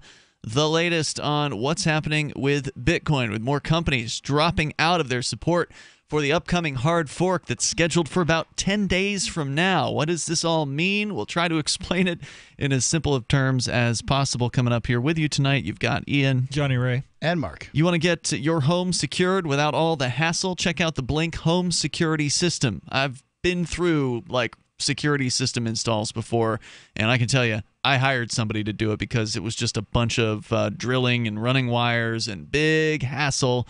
Costs almost as much as the system itself to actually get it installed. You don't have that problem with Blink Home Security. You just get the cams from blinkprotect.com/FTL, /FTL, like Free Talk Live. You can get them there, like 3 cams for the price of what some of the other guys charge for one. You hook it up, and all you need to hook it up basically is the batteries that they provide you, and then your smartphone or tablet device that you can use to do all the configuration. I mean, literally, it took you, 10 minutes, Mark, to do this? Yeah, probably a little longer if you count the time that it took to put the battery in the cameras. Or maybe open the boxes. Yeah. I mean, this is not a complicated process. It's super easy, and it's easy to use as well. And it'll send you the video clips of whatever it is that's going on in front of the camera when you have them armed to work. So if it's you're in your house and you're there during the day, then you don't need to have the cams armed. You don't need to be watching video of yourself walking around or sitting around the house. So it's all completely customizable. Check it out at blinkprotect.com/FTL, like Free Talk Live. As we go to your calls and thoughts, David is in New Mexico on Skype. Go ahead, David. Yeah, question for you related to libertarian stuff. But first of all, you'll get a kick out of this. Remember how I told you I flipped to, after you went off the air one night, I flipped the channel and Mark Levin was on, and about 2 callers in, here comes Scott the Bigot on Levin. He makes the rounds, huh? Yeah. And then so a couple nights ago, doing the same thing, and I turn on Coast to Coast, and about 2 callers in, here comes Scott from Worcester, Massachusetts, and he asked, he has to tone it down a little bit for those formats. But what he said was he had a 2-part question for the expert they had on. One was about the fiat money in the United States and Goldman Sachs. And then the second part was about Jewish bankers. And what was funny was how George Norrie steered it. George immediately jumped in and told his guest, well, how about we address the fiat currency? He was going to try and dodge the Jewish thing altogether, but the expert went ahead and actually answered his question on the Jewish stuff too. So it was kind of funny. And then on libertarianism, what I was going to ask you is the broadcast station here in New Mexico that carries you, Eddie Aragon, the owner there, the manager, he was all big on libertarianism for so long, and then a week or so ago, he said on the air on his program that libertarians were a bunch of whack jobs. Do you know what happened with him? Eddie's not a libertarian. I mean, having had conversations with him, I mean, I know he's not a libertarian. I believe he's a Republican. So he might agree with libertarians on some issues, but certainly not all of them. But libertarians are mostly, we're on the fringe, right? So, if you fringe? No, I wouldn't say we're on the fringe. I don't think it should be considered fringe to believe in leaving your neighbors alone. But it is. Well, I don't know if it is. I think a lot of people are more libertarian than they want to realize or admit. But ultimately, no, Eddie has never, in my conversations with him, claimed to be a libertarian. Right, yeah. And the fact that he put our show on the air doesn't mean he's a libertarian either. It just means that he might appreciate the show that we do and knows it's entertaining, and so he wants to have that on his radio station, as one of the competitors also does, because we actually have 2 competing stations now in Albuquerque. There's actually an AM talk station, KABQ, the progressive station that's airing our show now throughout the week as well. So you can be sure to check us out there too. David, thanks for the call tonight. I was just thrown by it because he was so pro-libertarian, because he had you guys, and he had a whole separate show with Ellie Sheva-Levin would come in every Saturday and do an hour with him on libertarianism. He was all gung-ho on it, even though he wasn't a libertarian. But then he comes out with the libertarians are a bunch of whack jobs. I just didn't get it. So there are a bunch of whack job libertarians. I mean, that's definitely true. But there are also a bunch of whack job Republicans and Democrats. Hey, thanks for the call. I appreciate it. I don't think most of our program directors and general managers in the radio business are libertarian. Every now and then, one of them will tell me, because what I do is during the day, during the week, a lot of times I'll call radio stations and talk to these guys and try to pitch Free Talk Live to them. And every now and then, I'll come across one that's like, I'm pretty libertarian. They don't want to let anybody know that, but There's quite a few that say they're pretty libertarian and still don't have the power as a program director to put us on the air. So that part's funny. Yeah, that's definitely true as well. All right, so toll-free number tonight, if you want to join us, 855-450, free like freedom.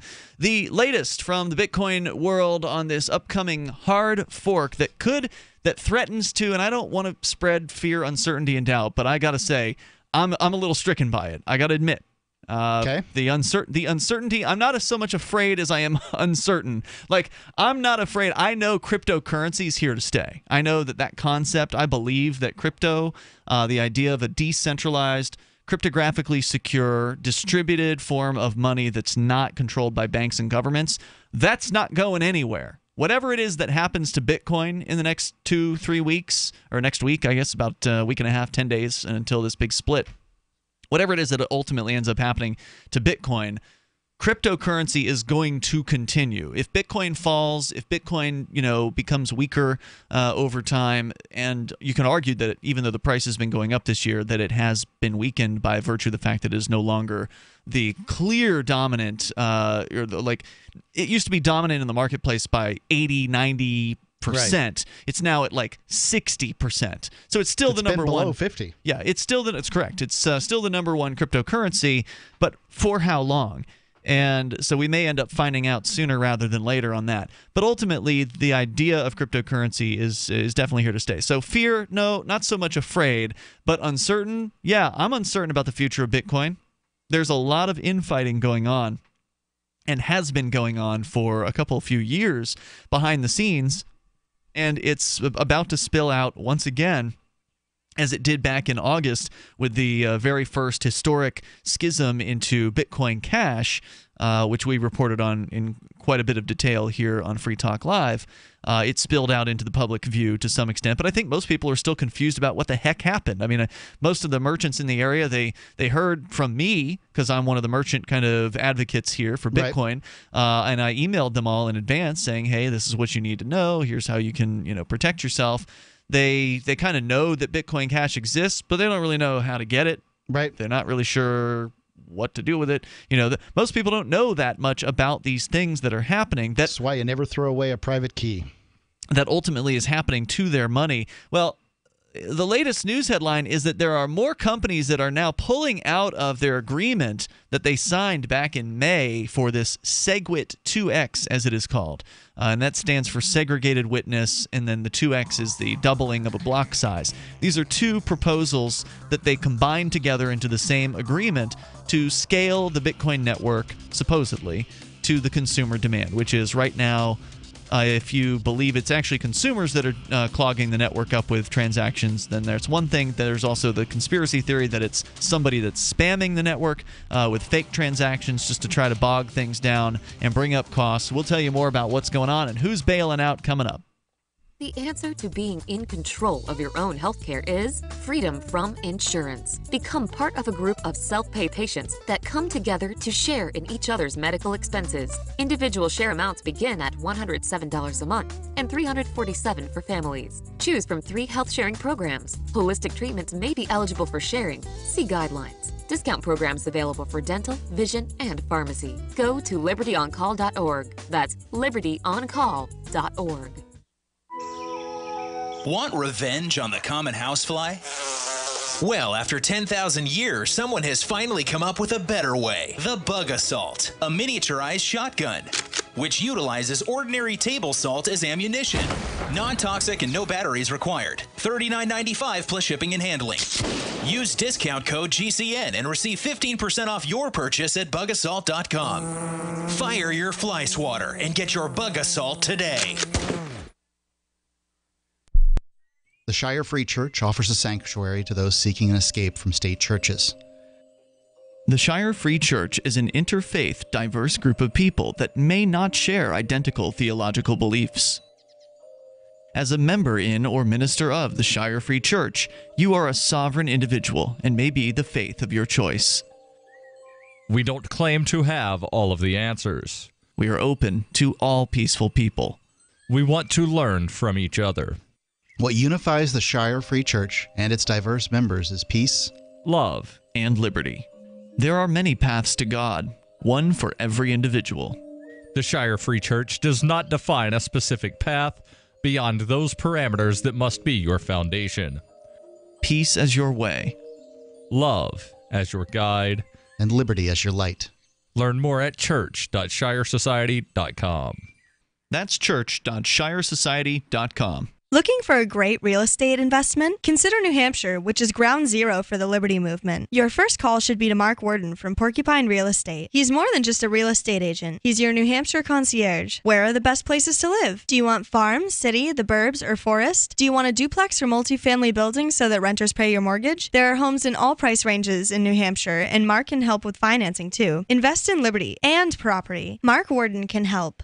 PorcupineRealEstate.com. There are lots of ways to listen to Free Talk Live. Our podcast has been around since podcasts began, and now the FTL feed is loaded with content besides our full show archives. Did you know that we make it easy for you to customize your podcast subscriptions? We have different feeds, one that includes only our full shows, one with just the Daily Digest, and one with just the Edgington Post. You decide what you listen to. It's quick and easy to customize your feeds at feeds.freetalklive.com. That's feeds.freetalklive.com. Why did you move to the Shire? I moved here to the Shire because there's other people around who take liberty just as seriously as I do. I moved to the Shire because I saw videos of people challenging authority and thought that I could get support myself.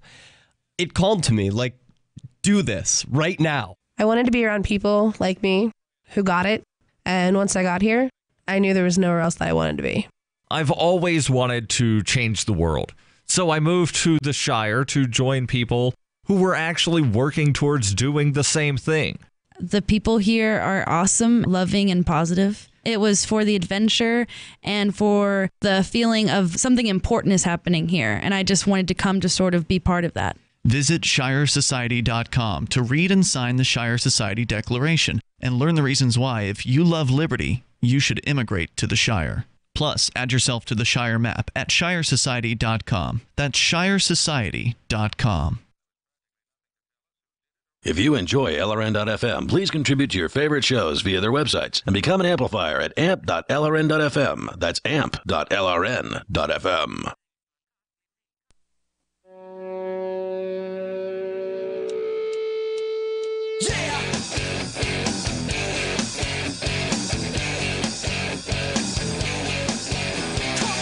Free Talk Live Sunday edition of the show. You dial toll-free to bring up anything you want.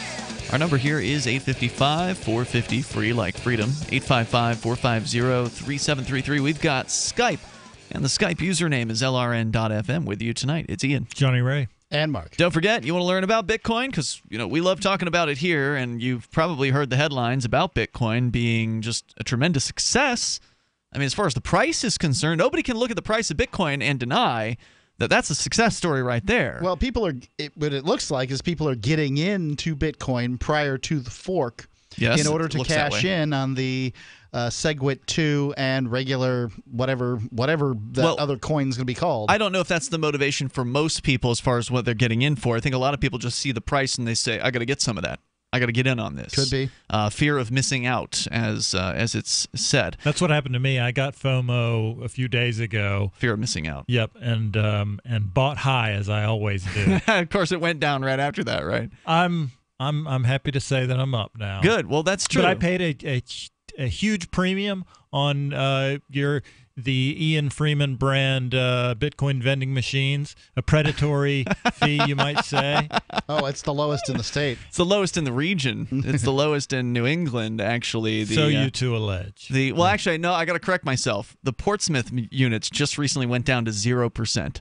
So if you really want the lowest price, then you can drive out to Portsmouth, New Hampshire, where Stephen and Derek will sell you Bitcoins at cost. Amazing. Which is an amazing level of dedication to their craft.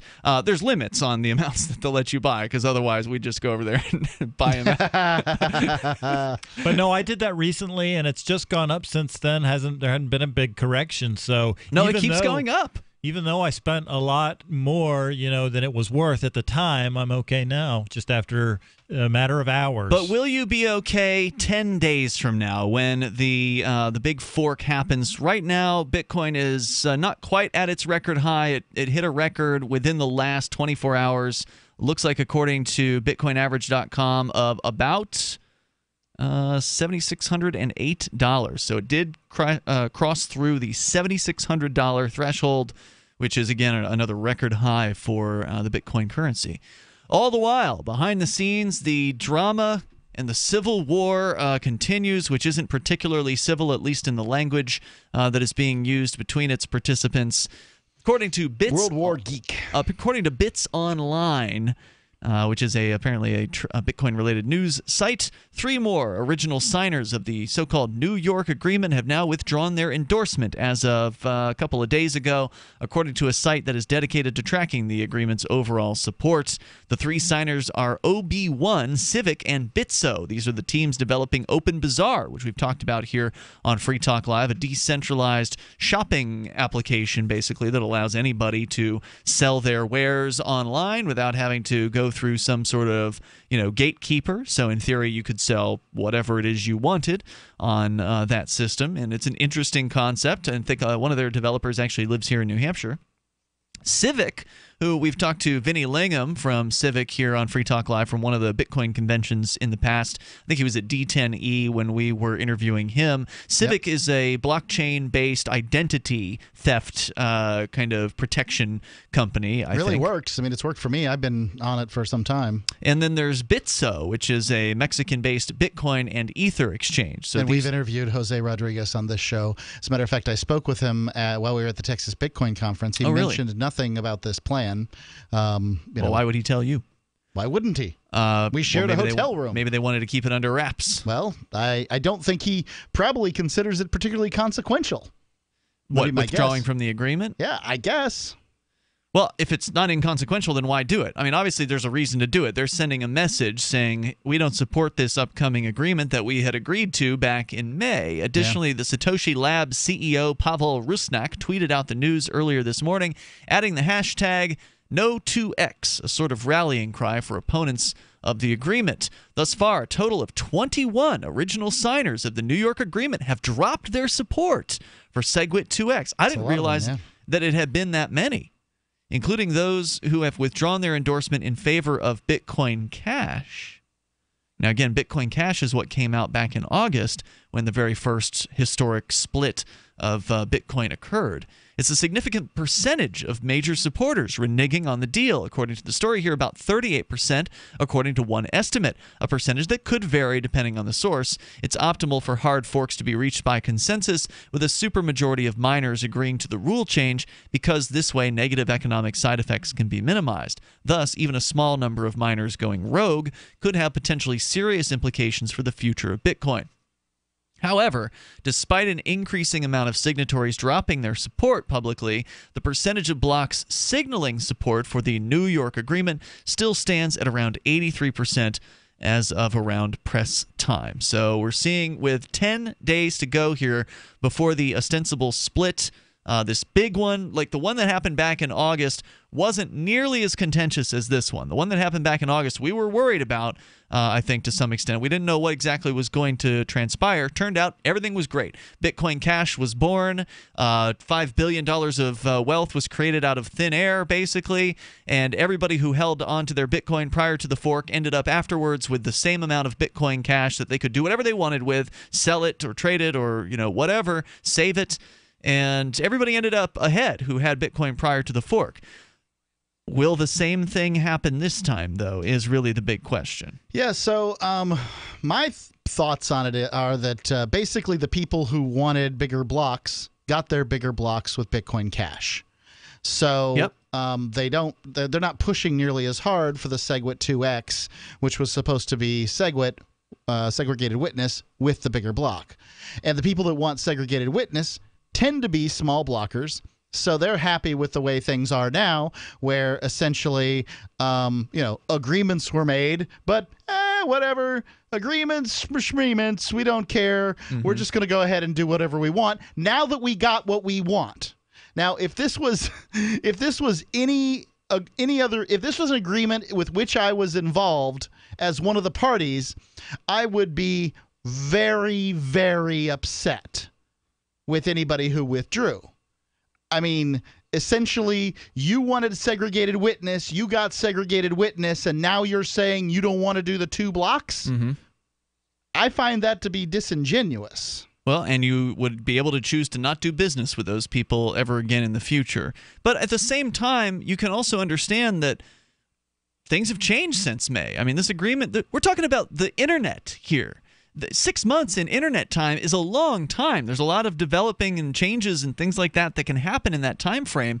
And I don't know where the idea of Bitcoin Cash was at the time this agreement was signed, but it seemed to come out of nowhere. Now, I mean, maybe they were plotting it the whole time. I don't know. But the whole Bitcoin Cash fork thing came on quick. It came out, that news came out toward the end of July, right before the August split that happened. So some of the people who had signed this agreement hoping for the bigger blocks, well, they ended up getting it with Bitcoin Cash. So you can't blame people for, reassessing and saying, well, yeah, we signed this agreement back in May, but we didn't know Bitcoin Cash was going to happen. So how do you, take that under advisement as far as, operations moving forward? Shouldn't you be able to be fluid and make a change and back out of something if it's, if it's not good for you anymore, if it's not going to help? That's the problem. There's no exit clause to this agreement. I've also heard... I would say it's not a problem. I hope they all back out. I don't see any reason for this to go forward at this point. In fact, it's not going to likely happen. Well, something's probably going to happen in 10 days. But really the question is, what's it going to look like? Is this going to be a long, knockdown, drag-out fight between these different mining factions, and Bitcoin ends up being worse off because of it? Or will one of these two, again, after it splits, there'll be, let's call it Bitcoin 1X and Bitcoin 2X. Will one of these things crush the other one? Because that's also a possibility, that we won't end up with both, that we'll just get one out of this. So if we end up with one at the end of this, whether it's because it doesn't happen or because it does happen and one of them dies off, I think that'll be better than if we end up with 4 different Bitcoins after, all is said and done here. But we can talk about what all that means, and you can share your thoughts with us at 855-450, free like freedom. Is this the beginning of the end for Bitcoin? You tell us. From the second letter of Captain Mark. Any pirate knows that commerce is communication. Markets condense oceans of information into a single price. Innovations in communication are circumventing the scrutiny of the crown. This signals a change in the coin of the realm. The crown uses digital currency to surveil, censor, seize, and destroy wealth at will, so pirate currency must protect us from this weaponized money. We need to move funds further, faster, cheaper, and without third-party observation, basing decisions on an accelerating flow of information. So pirates require nearly instantaneous transactions with no arbitrary limits on volume or artificial influences on fees. Most importantly, a pirate currency must preclude centralization. Otherwise, it will become another link in our chain to the crown. A superior currency will result in the obsolescence of the coin of the realm and the extinction of the crown itself. Trade above the grid. Join us at pirateswithoutborders.com. This is Dan Pilla. Do you owe the IRS money you can't pay? Are tax debts crippling you? I've defended people from the IRS for over 30 years. I've helped thousands, and I can help you too. I wrote the book on IRS settlement, and I'm telling you, there's no such thing as a hopeless case. Call 800-34-NO-TAX to finally get free of IRS debt. With the IRS's new programs, there's never been a better time to solve your problem. Call 800-34-NO-TAX. That's 800-34-NO-TAX, or my website, danpilla.com.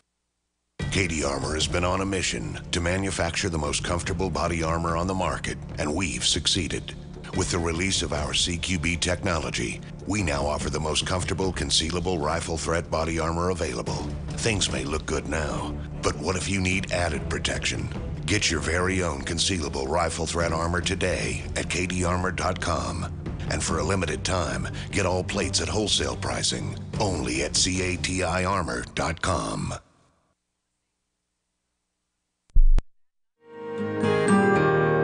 So the protection of life, liberty, and property is what the Free State Project is all about. But it's an effort to move 20,000 people who understand. It's about demonstrating to the entire country that, yeah, we can have a free market, a truly free market. Making it just a freer, great place to live. It's the world's largest voluntarist libertarian community, and it's only getting bigger. That's amazing, to be able to move to a place where other people passionately believe in being free and independent. What the Free State Project is managing to do, though, is to put their money where their mouth is. It's physically getting up across the country and saying, let's go someplace and let's demonstrate the power of these ideas. There's a lot of kind of philosophy that surrounds liberty. There's a lot of thinking about it and talking about it. But here in New Hampshire, people are doing it.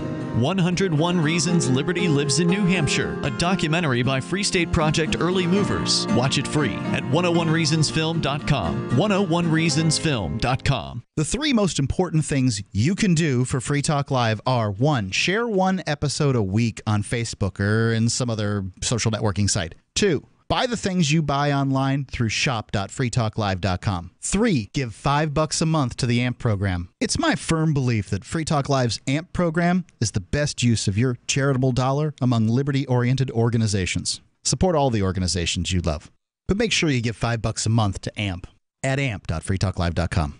Are you tired of governments around the world killing innocent people? Stop using their money. There is an alternative. Bitcoin is a stateless, free market, non-political currency. Bitcoin is money that cannot be inflated or controlled by any state. By continuing to use their money, you're perpetuating the killing. Stop doing it. You have an incredible alternative available to you now. Learn it, use it, spread it. Get started with Bitcoin at bitcoin.com. It's bitcoin.com. You can put the Liberty Radio Network on the air in your area. Visit broadcast.lrn.fm to learn how. Broadcast.lrn.fm.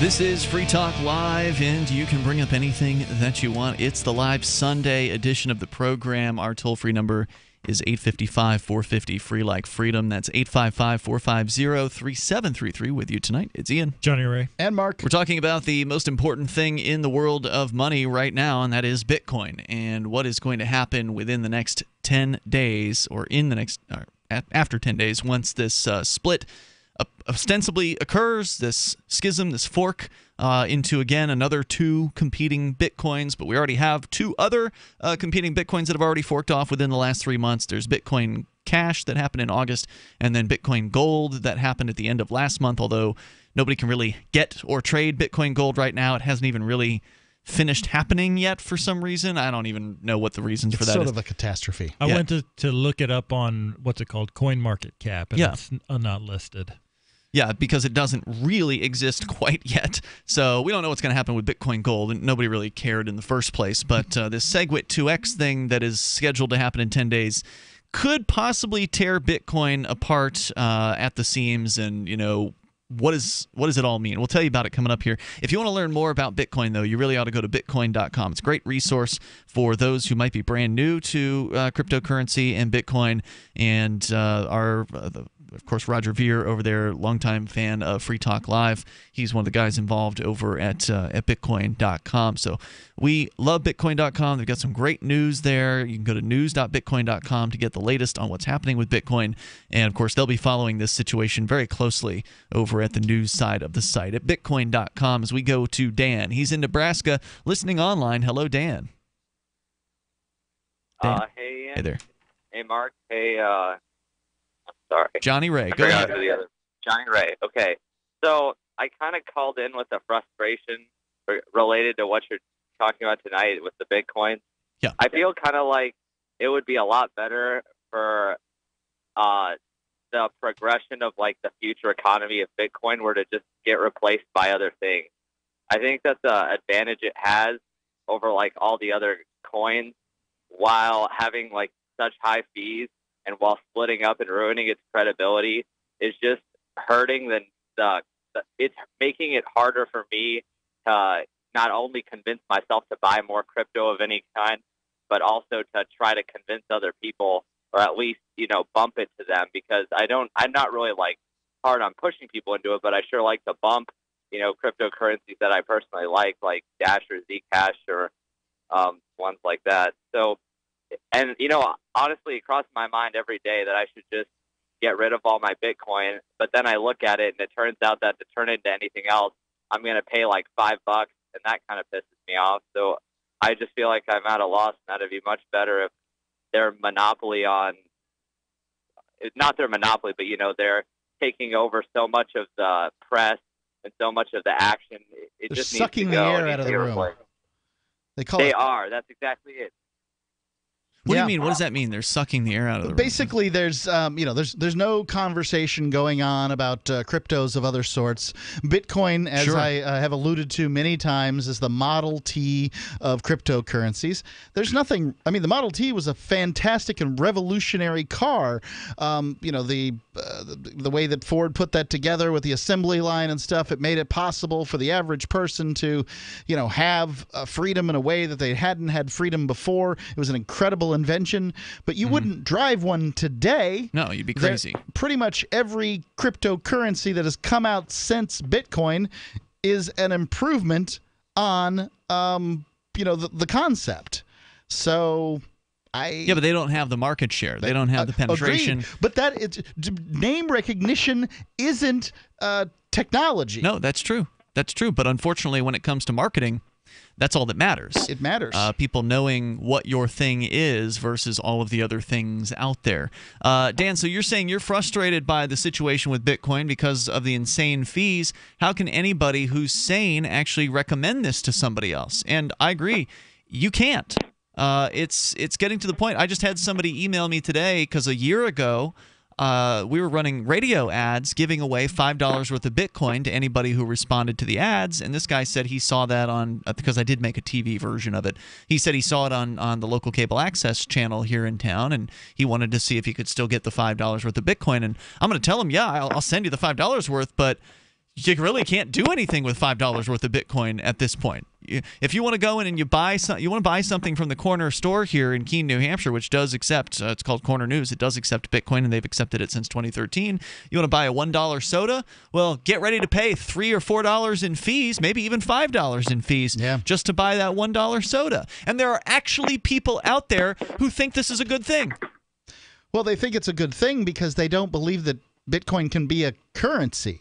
That's got to be. They're using the term settlement layer, which they're claiming it's like gold, that people are just going to hold it for its value or something like that, presuming it'll always be valuable. Yeah, it just doesn't. To me, it doesn't make sense. The idea that people just want to play stock market on the internet 24 hours a day with imaginary stuff. That's not revolutionary. That's not evolutionary. No, they had trading markets with imaginary things before Bitcoin came along. Yeah. Dan, more you wanted to share? Go ahead. Okay, and then I have one other point that I also feel like makes it harder for other people to get into. And while I, more than anybody else, appreciate the whole the deflation going on, that since I've bought my Bitcoin, I mean, obviously the value of it has gone up quite a bit, that whenever I'm trying to describe to people how I'm using it, and I have to, talk about things in terms of very small decimals, they get this look on their face like I'm not interested in getting into any of that. So maybe it would almost be better for them to find some sort of way to, I don't know how to do this, but make the numbers look prettier to people so that, I'm not Oh, I can trying to show people describe, pretty okay, numbers. I just show them the graph of what Bitcoin's price has done over the last year, and they're all of a sudden very interested. Yeah, they've got millibits and microbits, and they've done a few of these things over time. Is the concern that the 8 decimal places, eight places behind the decimal, were somehow a deterrent for Bitcoin? I never really understood it. I don't like using those because to me it just adds more confusion. Wait, what was a millibit? How many zeros? Where's the? And then I got to do more like thinking about how to understand what the number means. But people do not understand in many cases that they do not understand that they don't have to buy a full Bitcoin. Full Bitcoin. That the smallest unit, that actually the smallest unit of a Bitcoin is far less than a penny, so they can spend any amount of money and get some amount of Bitcoin. Hey, Dan, thanks for the call tonight. I appreciate hearing from you. The toll-free number here is 855-450, free like freedom. One of the guys who is pretty close to the show, I work with him regularly with the Bitcoin vending machines that we have here. He's called in. His name's Michael. He's one of these big-time 1 megabyte advocates. He believes that Bitcoin should stay right where it is, that it needs to be this high-cost, high-fee thing because people just need to hold on to it. And if they need to trade it, they have to trade big amounts, and somehow that's a good idea, that's valuable. Some of us were talking with him today in the there's like a crypto group here of the vending machine operators who have chats every now and then. And so some of us were talking with him, and he actually came out and said, and this is not unheard of from the people who support the sort of the status quo for Bitcoin, is, oh, well, if you want fast and cheap, just use PayPal or a credit card. And I'm like, the fact that somebody who's a cryptocurrency advocate supposedly could have those words come out of their mouth, that should be an indicator that you're wrong. That whoever it is that's saying that, the idea that you've just given up entirely across all cryptocurrencies, you don't believe that cryptocurrency could possibly be used for microtransactions, for small purchases, for buying a soda at the corner store, that if you don't believe that's possible, you don't even see the vision for what cryptocurrency could be. I mean, to me, that is an indicator you're on the wrong track. If you're actually saying, oh yeah, you don't need to use cryptocurrency if you want fast and cheap, just use the old banking system. Well, that's crazy. So we interviewed a gentleman over at the Texas Bitcoin Conference. His name doesn't come to mind. Yeah, he was one of those guys too. He said that essentially you have to wait for SegWit and Lightning Network to mature, and then you're going to get everything you want basically for free. I call BS on that. Well, I don't buy it. That would be the way that you would hustle somebody. Yeah. Give me everything I want, and then I will give you what you want in a year or two. Like that's how hustles work, right? Well, as I understand it, this Lightning Network proposal isn't this some kind of a patented thing? Isn't this there's like a company out there that I've heard of called Blockstream that has been like slowly trying to take over the development of Bitcoin, and they're backed by a bunch of big bank, millions of dollars from a big bank.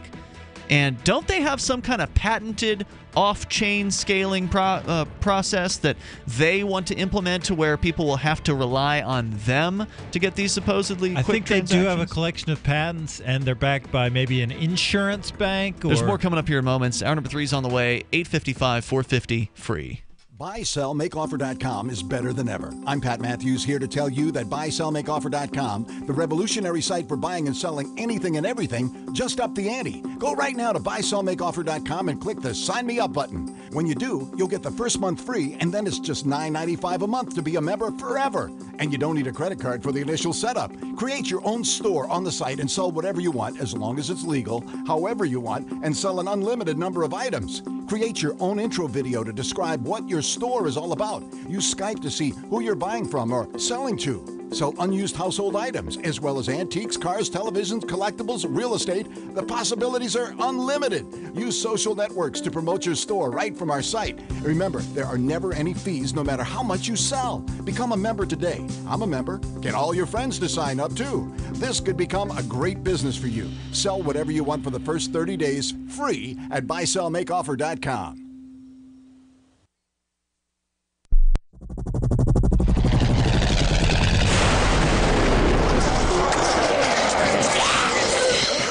In Survivor Max 2, School Bites, Max must scavenge through a wasteland swarming with the undead. Desperate to find the medicine he needs, he discovers a community of survivors at his former school. Has he finally found the safe haven he's been looking for, or will he discover that school bites? Look for Survivor Max on Facebook, read reviews on Amazon, and read Chapter 1 at survivormax.com. Did you know you can watch Free Talk Live during our live show 7 days a week from 7 to 10 p.m. Eastern via our studio cams at cam.freetalklive.com? Plus, you can chat with other listeners while you watch, all totally free. Now that our live video stream is hosted by YouTube, our video archives will be online even faster, so be sure to subscribe to our YouTube channel. Listen, watch, and chat all free at cam.freetalklive.com. That's cam.freetalklive.com.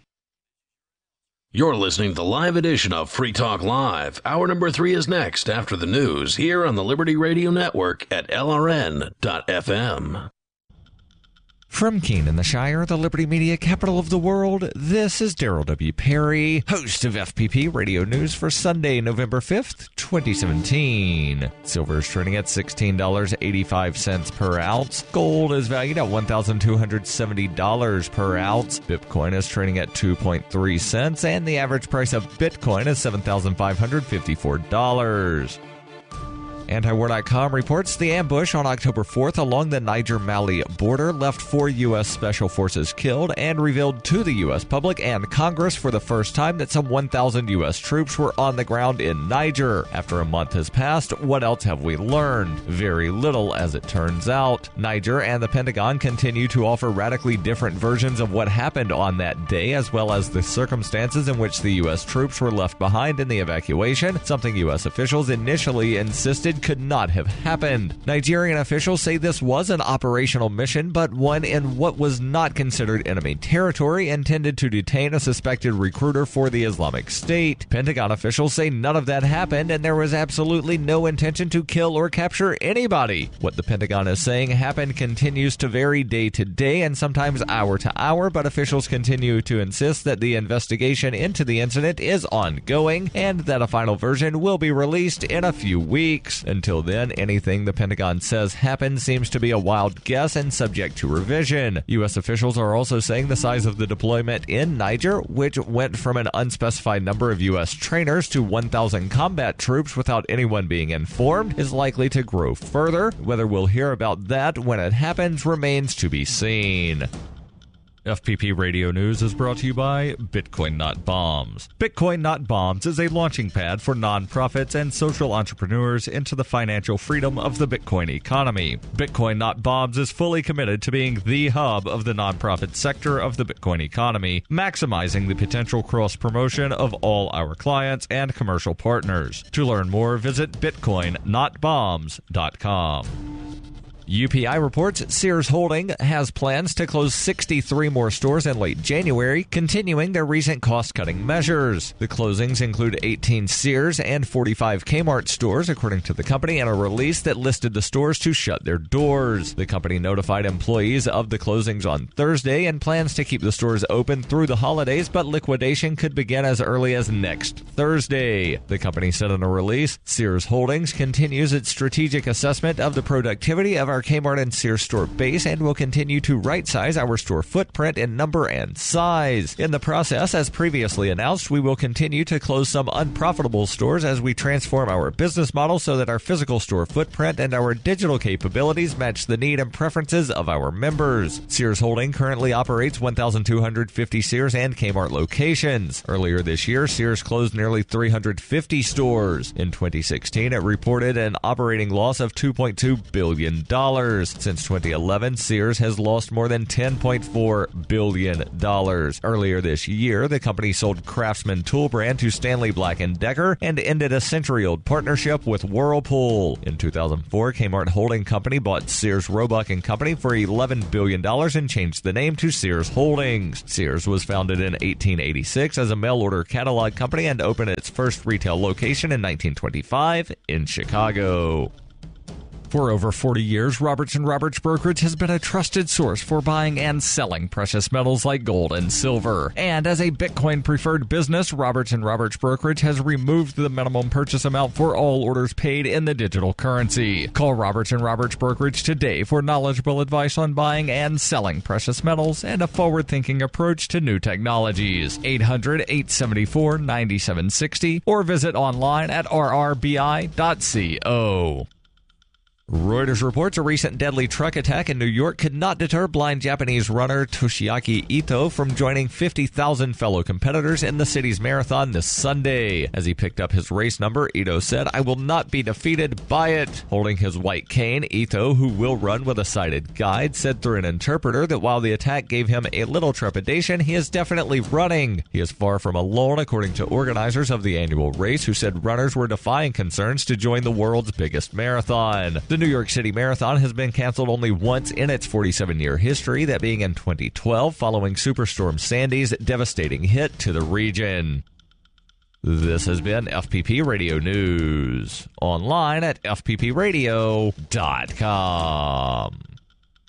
The American Psychiatric Association has issued an alarming study warning that the nation's used car salesmen are going completely insane, and in some extreme cases, practically giving cars away. The APA traces the outbreak of widespread hysteria to an apparent overstock of high-quality late-model cars begging to be driven off the lot today. Some severe symptoms include delusions, manic exuberance, and a psychotic commitment to offer the lowest prices guaranteed. Victims' families are joining together to raise awareness of this serious psychological epidemic. The authorities found out how unbelievably low his prices were. They'd lock him up and throw away the key. You are not alone. Over half of America's used car salesmen are currently going bonkers. Car dealers suffering from this condition are prone to project their own disorders onto others. According to Mad Max, the Car Czar's website, you're out of your mind if you're not taking advantage of these low, low prices. This is the Onion News Network.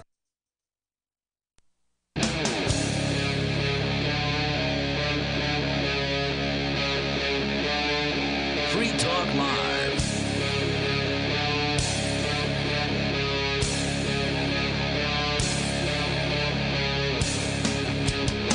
This is Free Talk Live. You can dial in toll free, bring up anything that you want. Our number here is 855-450-FREE, like freedom. 855-450-3733. We've got Skype at Skype username LRN.FM with you in the studio tonight. It's Ian, Jonny Ray, and Mark. As we launch into the third hour, of course, you can bring up anything you want. We're going to dig into what's coming up 10 days from now in the world of Bitcoin, and that is one of the most important moments in Bitcoin's history, the potential schism into two different competing Bitcoins. That is to say, two in addition to the others that we already have. We split off. There was the Bitcoin Cash split that happened in August. There's the lesser Bitcoin Gold split that happened a couple of weeks ago that hasn't really even come to fruition at this point. And then there's this what's called SegWit 2x, which is an agreement that was come to back in May of this year, where dozens of companies and Bitcoin mining operations sat down and they signed this agreement saying they were going to implement these two different protocol changes that would basically supposedly result in Bitcoin being able to scale up based on the consumer demand, and hopefully that would result in fixing the problems that we've been seeing with these very high fees that have been happening in the Bitcoin network, which in my opinion drives people away from Bitcoin. Which is what we were just talking about a few moments ago, which is, if you have to pay $3 to send $1 worth of Bitcoin, that's going to make it so people don't send Bitcoin at small levels anymore. And Bitcoin is clearly not dead. a concern of the small blockers. Yeah, it's to me it's a big concern because in the last decade, we've had Bitcoin around for 8 years. Bitcoin was invented to be a decentralized international currency that was peer-to-peer, and no one could be sort of excluded simply because governments or corporations didn't want them to be included, right? Mm-hmm. That was the notion. And we worked hard to spread the gospel of cryptocurrency as a result, and then it turns out that some people that want to do basically day trading on the internet with imaginary things are like, no, it's much better for this, and we don't want to do that thing over there, so we don't want to do the the work that it takes to make this scalable. And as a result, all the work we did, and I mean, a lot of work has gone into this, specifically you, Ian. You've gone around and talked to I don't know how many dozens of businesses trying to get them to accept Bitcoin. Not that many. As a currency. Dozens? No, I haven't talked to that many of them. No. Okay. I mean, there's a number of people in the Keene area who have, on occasion, here in the Keene area have talked to dozens of businesses. People to take but we haven't talked to all the business owners. We haven't certainly sat down and given any serious presentations to most of them. I mean, it's hard to get in touch with business owners and get them to sit down for even 10 minutes to look at something. We here in the Keene area have talked to dozens of businesses about accepting Bitcoin. That's true. And had success with getting more than a dozen of them are more on than a board. dozen of them accepting it. And now it looks like we're going to have to go back and say, sorry, you should accept Dash or Monero or something different, IOTA. I don't know. I've already started that. I already got the barbecue place on Hot Hogs here in town. They're now taking Dash. Yeah. Thanks to AnyPay.global, which is now offering a point-of-sale system to let merchants have a choice for the first time between using Bitcoin or Dash. You can do one or the other or both. With that system, and it's anyway, that's another issue entirely. Let's get into what's happening here, what's going to happen in 10 days. I've got a detailed article. I'm not going to read the whole thing, but I'm going to jump into the middle of it over at freekeen.com. I actually published it about 2 weeks ago, so it's I wanted to give people enough notice to really kind of consider what they need to do over the next week or so here as this thing, this big potential change looms here. So we talked about SegWit 2x without getting into details about what SegWit is or the 2x is. The SegWit's briefly a proposal to supposedly help scale Bitcoin, but people have been arguing about this SegWit thing for years, and they're still arguing about it because there's people who say, oh, well, if SegWit were to start being used by most people using Bitcoin, then it would have a big effect. But on the other hand, one of the SegWit advocates said on a chat group that we have here in town the other day that 70% of the SegWit blocks are wide open, that there's plenty of room for transactions in SegWit. Well, if that's the case, and I believe it's true because there's only like 10% of the Bitcoin addresses that have flipped over to SegWit because you basically can't find Bitcoin wallets that have implemented this technology, with the exception of I've got a Trezor hardware wallet that has SegWit, but that's the only place I've seen it actually implemented. But I've gone in and I've tried to send. I've just been kind of experimenting with the Trezor just to kind of see what it's like. So I created a SegWit wallet and I created what they call a legacy wallet. So like pre-SegWit, the old school Bitcoin wallet. So they support both. And so I put the same amount of Bitcoin. So I put like 0.1 or 0.01 Bitcoin or something like that into each of these wallets. So they both have the same amount of coin in them. And I went to try to send a small amount of that out from the wallet to see what the recommended fee was. Because if SegWit is supposedly going to solve this problem and there's supposedly all this open space in there, then why shouldn't the fee be 5 cents or less? If it is indeed wide open and so useful. Well, I can tell you there is a difference. The fee is lower on the SegWit side of things, but it's only about 25% lower. So it's nothing to write home about. I mean, the difference between a $3.50 fee and a $4.50 fee isn't really going to set the world on fire, as far as that doesn't make me want to go and buy a newspaper at Corner News for $1 and pay a $3 fee instead of a $4 fee. Whoopie-doo. I've seen people online talking about paying a $20 fee, Ian. That's what's happening recently. Yeah, fees are going crazy. The fees on Bitcoin right now... I was just in a restaurant that accepts Bitcoin, and I didn't even consider checking and seeing what the fee would be because I knew that I didn't want to pay $15 for a $10 hamburger. Thank you very friggin' much, small blockers. I haven't seen it that bad in most cases, but the average fee, the median fee right now, you're going to pay about $5. You're going to pay about $4 or $5. Well, that's $15 for a $10 hamburger, buddy. No. I said the median fee. So a median is where half the fees are higher and half the fees are lower. The median fee on the Bitcoin network right now is about $5. So it doesn't matter what the size of the purchase is. That means that I would have to pay $15 to buy a $10 hamburger. Oh, I see what you're saying. What the hell do you think I'm talking about here? I see what you're saying. Yes, it's $5 extra for a $10 hamburger, and no, I don't want to look and see whether or not I don't want to pay $1 I thought you were extra. saying it was $15. I apologize. Misunderstood you. Yeah, well, I mean, Bitcoin broken.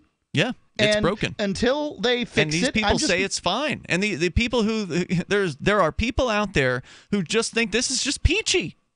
That this is going to go on forever, that the price is just going to keep on going up, and that, the marketplace is never going to figure out that the fees are, $10 or $5 or whatever they are. So are you two gents trying to, do you basically try to turn whatever newly gotten Bitcoin you have into some other variant? No. Coin? No, I'm just sitting. I don't know what to do. For the most part. Yeah, I presume they're going to fix this problem, but I'm really frustrated. Where's the evidence they're going to fix it? I don't even know if a doubling the block size is going to fix it at this point. Even if the SegWit 2x doubling block size thing actually happens in 10 days, who's to say that that's not going to immediately be filled up by all these transactions that are out there waiting? Or how much is it going to drop the fees anyway? What, another 25%? I don't know. I don't know what to expect. I think the network's being spammed. I don't think there's that many transactions anyway. Well, despite the companies who've reneged and the ongoing caterwauling of those supporting the 1x version of Bitcoin, the SegWit 2x proposal still has, at least as of today, when I wrote this article, it was 85%. Today, it's about 83% of the miners signaling their support for 2x, although those are the mining pools that are signaling the support, not necessarily the individual miners. Now, presuming the supermajority of the miners follow through on their promise and do increase to the 2 megabyte blocks. Now, for those that don't know, the blocks are the guts of the Bitcoin network. That's where all the transactions are mined into existence. And right now, they have a maximum size of 1 megabyte. The big controversy here, and why it's so controversial, is a whole other story. But the big controversy is whether or not the block size should be doubled, which would, of course, instantly double the capacity of the network to handle twice as many transactions per second, basically, which seems like a valuable concept. But there are a bunch of people who are arrayed against this from happening. There's more coming up here in moments. It's Free Talk Live. Message and data rates may apply. Oh my gosh, that's Frank Thomas. No. Yes, that's him. Go ahead. Excuse me, are you Frank Thomas? Yes, I am. I bet you get recognized a lot. I was a pretty good ball player. You were? Some people thought so. Sorry, we recognize you from those Nugenix commercials. Oh, yeah? That's great. So does Nugenix really work? Oh, yeah. I really can feel the difference. My workouts are better, and I feel a lot more energetic. I wish my husband would use Nugenix. It's so easy to get started. All you have to do is send one simple text. Text the word radio77 to 42424 for a complimentary bottle of award-winning Nugenix, the #1 selling free testosterone booster at GNC. Its unique man-boosting formula is powered by Testofen, a patented key ingredient clinically researched to help a man feel stronger, leaner, more energetic, and more passionate. And you're going to like the difference, too. Text radio77 to 42424 for a complimentary bottle of Nugenix. Samples are not available in stores. Text RADIO77 to 42424. I got my Blink home security system delivered right to my door. I downloaded the app and it walked me right through the easy setup. Even with my complicated router system, I was done in like 10 minutes. Now it notifies me whenever something moves in front of the wireless cameras, or I can just check it whenever I want right from my phone. And I got you a deal. Get 3 Blink cams for what the other guys charge you for 1. Plus, an extra 10% off. Visit blinkprotect.com/FTL. Blinkprotect.com/FTL. Blinkprotect.com/FTL. Earlier this year, after many years of conflict over the direction of Bitcoin, the creators of Bitcoin Cash did just what they were told to do. They forked off. Now there are 2 Bitcoins, the one that is run by the big bank patsies, and Bitcoin Cash, the one that stays true to the creator's vision. Bitcoin Cash has surprised many with its relevancy and staying power, and the price reflects it. If you believe that Bitcoin was meant to be a low-cost, easy-to-use, peer-to-peer currency that could bring economic freedom to the world, you need Bitcoin Cash. Get your Bitcoin Cash wallet right now at bitcoin.com. Does this ever happen to you? Moments after you're introduced to someone, you forget his or her name. It's a common faux pas you'll want to avoid, especially if you're a job seeker. And even if you're not, here's a tip. As you are being introduced, and while you're still shaking hands, smiling, and making eye contact, say the person's name aloud. Not only does that make a deposit in your memory bank, it acknowledges the other person. And that is more than a nuance, as is maintaining eye contact. With money and attention so scarce now, effective communication skills have never been more important. Cutting through the clutter rather than blending into the blah, blah, blah will help you connect better no matter what the conversation. For more tips, hit survivalspeech.com. I'm Holland Cook. Did you know we've taken our LRN.FM telephone listen line to a new level with the LRN.FM audio on demand line? Now you can call 712-770-8447 anytime and listen to LRN.FM's live feed. And you can listen to a bunch of our original shows on demand. Long distance fees may apply. Just dial 712-770-8447 and choose from the menu. 712-770-8447. I love My Magic Mud. I drink a lot of coffee. I had stains on my teeth. Then I found My Magic Mud, and I was told it would remove stains. So I paid attention when I brushed the first time. My Magic Mud is black tooth powder, and the difference it made in my teeth in one application was noticeable. With 4, my teeth were as white as you normal folks out there. Please go to mymagicmud.com and buy a jar. There's 150 applications for $25. You can use Bitcoin, mymagicmud.com. You can connect with the Liberty Radio Network via our Facebook page at facebook.lrn.fm. That's facebook.lrn.fm.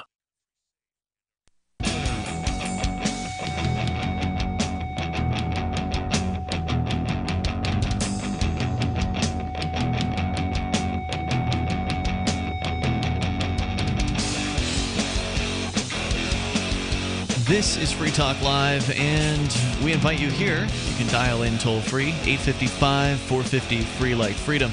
It's 855-450-3733. We do have Skype, and the Skype username is LRN.FM. The Bitcoin fight continues behind the scenes, and it's about to spill out into the open with billions of dollars, over $100 billion now for Bitcoin in market value on the line. People could possibly lose their savings coming up here in another 10 days when this schism happens. I'm not going to feel too bad for people losing their Bitcoin savings. I mean, this has been an online game for quite some time. And you shouldn't have gotten in unless you can afford to lose the money. No doubt about it. And you're playing this is a game, and this is a big money game. I mean, it's a big money game. You're not just rolling dice here for the people aren't feeding their horse the proper grain, and now the horse won't win the way it's supposed to win. I don't care. You're gambling, and if you've got a bunch of winnings gambling, and you don't know when to stop. Yeah. This is a big gamble. Here's my warning, people.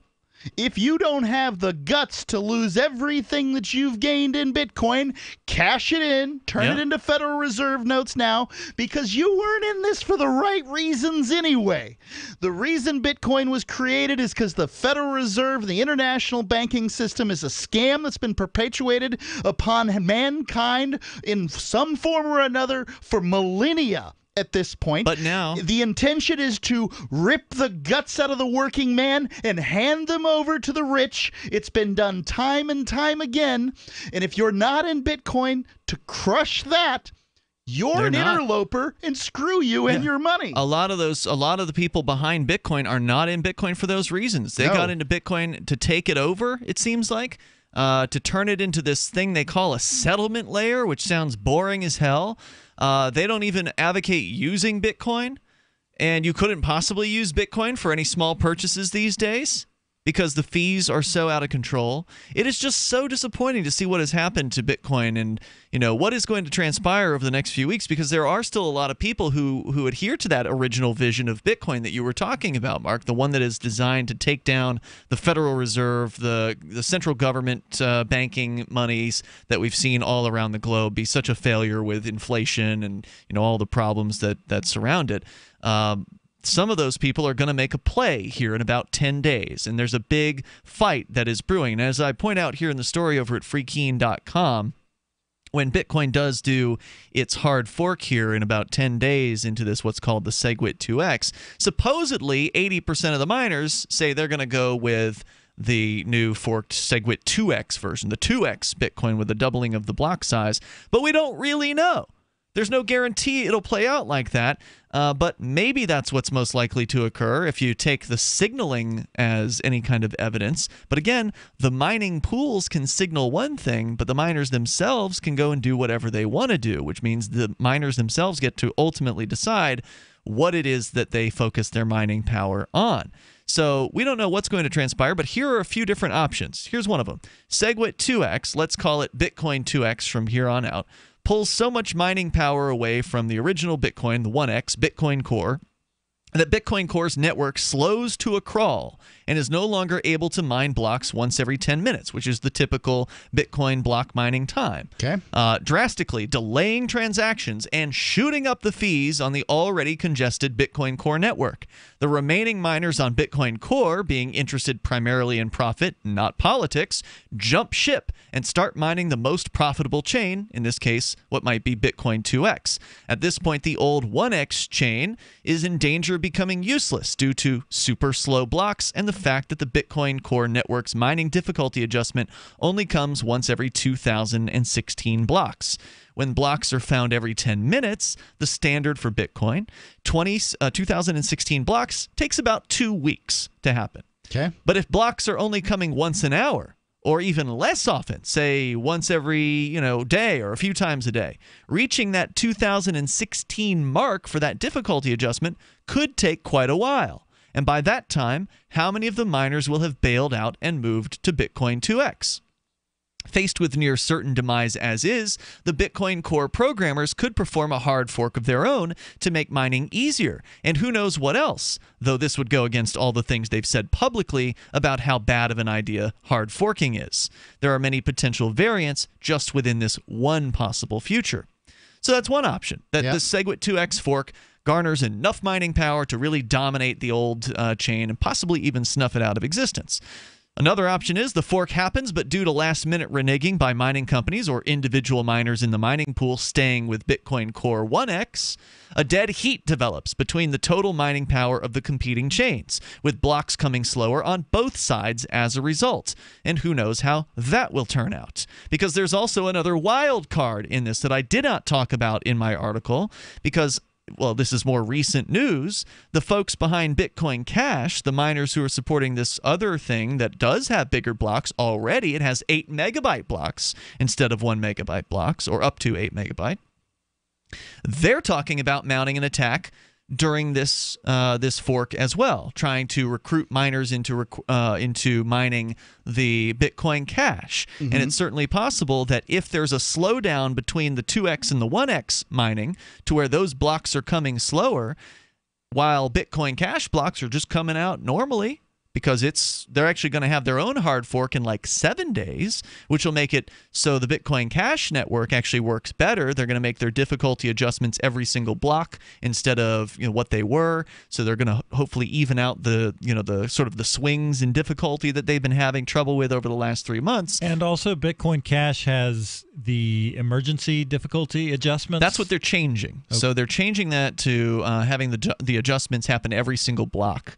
And there's more details on the technical side of how that's going to work that they've announced over at the Bitcoin Cash website that talks about that. But basically, 3 days before this big SegWit 2x fork, the Bitcoin Cash people are all going to flip over to this new system that is going to allow them to be more competitive for those those miners. Because this is, for the most part, the miners aren't in this for politics. They're in this to make money. There may be some of them who are ideologically, one way or the other. Yeah. But most of them just want to make money. They've got a bunch of expenses, a bunch of overhead. Heck, a lot of them just turn over their stuff for fiat, regular money. Right. So they're not even holding crypto. Yeah, so we don't know exactly how this is all going to play out, but I actually did find some more details about what they're calling the flippening. This is this plot by the Bitcoin Cash people to come in and take mining power away from both the 2x and the 1x Bitcoin. And the thing is, if the Bitcoin Cash can adjust its difficulty every single block, but the other Bitcoins, the 2x and the 1x ones, can't adjust except for every 2016 blocks. That's going to mean that they could have pretty significant slowdowns. And if there's slowdowns in the blocks that are coming, that means the miners aren't going to get paid when they want to get paid. Because apparently, once you mine a block successfully, it's floating out there and you don't actually get to collect that mined Bitcoin until 100 more blocks get mined. But if the blocks are slowing way down, 100 blocks is going to take a whole lot longer than it normally does. And the question is, how many of those miners are going to want to stick through it and try to, collect? Or are they just going to flip the switch and flip to the easier mined Bitcoin Cash? Who knows? It's a no-brainer. A Big Berkey water filter is the one you need, period. You need a water filter that removes chlorine, fluoride, pharmaceuticals, BPA, and other endocrine disruptors, pesticides, bacteria, viruses, and much more, right? And does it all at only 2 cents per gallon. Get the original and most trusted name in gravity water filtration, Big Berkey. And now GCN listeners receive 5% off ceramic filter systems using code GCN. Call or click 1-877-99-BERKEY or BigBerkeyWaterFilters.com. That's 1-877-99-BERKEY. Chad here, owner of Infidel Body Armor. With the shooting in Vegas, there will be calls to ban guns and body armor. You can expect prices to rise dramatically in the coming weeks as gun grabbers try to outlaw your freedom. If you don't have your armor kit yet, you're behind the curve. Don't miss your window of opportunity. Go to InfidelBodyArmor.com and click on Specials. That's InfidelBodyArmor.com. Free Talk Live. The DEA doesn't dabble with users. They go after the big dogs. Yeah, and I'm certain they have dabbled with users, and they would if they thought they could get DEA? something. They would if they thought they could get somewhere with it. Maybe a user who's snorting 3 pounds a week, something where they could actually connect to a player. Yeah. But most users are just buying from other users. I mean, in the cocaine world, when you are a user, you've got to support your habit somehow. Right. And if you're not willing to go and knock over convenience stores and break into people's cars and hurt people to get the cash for your habit, then the only other choice for you, if you're not wealthy, is to sell cocaine to others. Right. And so most people will go and pick up whatever amount of coke they do, and then they'll sell to certain specific people who are their friends. Like he was saying, he was selling to his neighbor across the street. The DEA is not going to mess with that. Free Talk Live, 7 nights a week from 7 to 10 Eastern, live on the Liberty Radio Network at LRN.FM. Ross Ulbricht was convicted in early 2015 of running the infamous Silk Road Underground Market. The Silk Road was a gift to humanity and helped reduce the harms brought on by drug prohibition. For this good deed, Ross has been sentenced to life in prison with no possibility of parole. Now, an appeal is Ross's only chance, and he needs your support. Please visit freeross.org, where you can contribute via various methods, including Bitcoin. Visit freeross.org. That's freeross.org. If you want to know the latest about Free Talk Live before we go on the air, all you need to decide is how you want it delivered. It's your choice. Visit news.freetalklive.com. You can get emailed announcements and participate in contests via our email updates list. Plus, we have a Twitter account that you can follow and a Facebook page where you can become a fan. So visit news.freetalklive.com to get news about Free Talk Live as soon as it's announced and the way you want it delivered at news.freetalklive.com. That's news.freetalklive.com. Is spreading the message of liberty, cryptocurrency, and peace around the globe worth $2 per month to you? As you may already know, in addition to our internet feed, LRN.FM broadcasts on free-to-air satellite across North and Central America, as well as Sub-Saharan Africa. And we've been available on satellite for free 24/7 since 2010. The LRN.FM free-to-air satellite signal is reaching some of the most oppressive regimes in the world, and there's no doubt our ideas are making an impact. You can learn more about the channel's impact by watching the 3-minute video at fund.lrn.fm. If you'd like to help free minds globally with our ideas of liberty, cryptocurrency, and peace, you can donate as little as $2 per month via fund.lrn.fm. You can help us continue and expand our satellite broadcast to multiple continents. Visit fund.lrn.fm today, and thank you for your help. Don't forget to share the link on social media. That's fund.lrn.fm. While our satellite channel is free to listen to, it's not free for us. You can help us cover our satellite costs with the chip-in on the right side of the page at lrn.fm.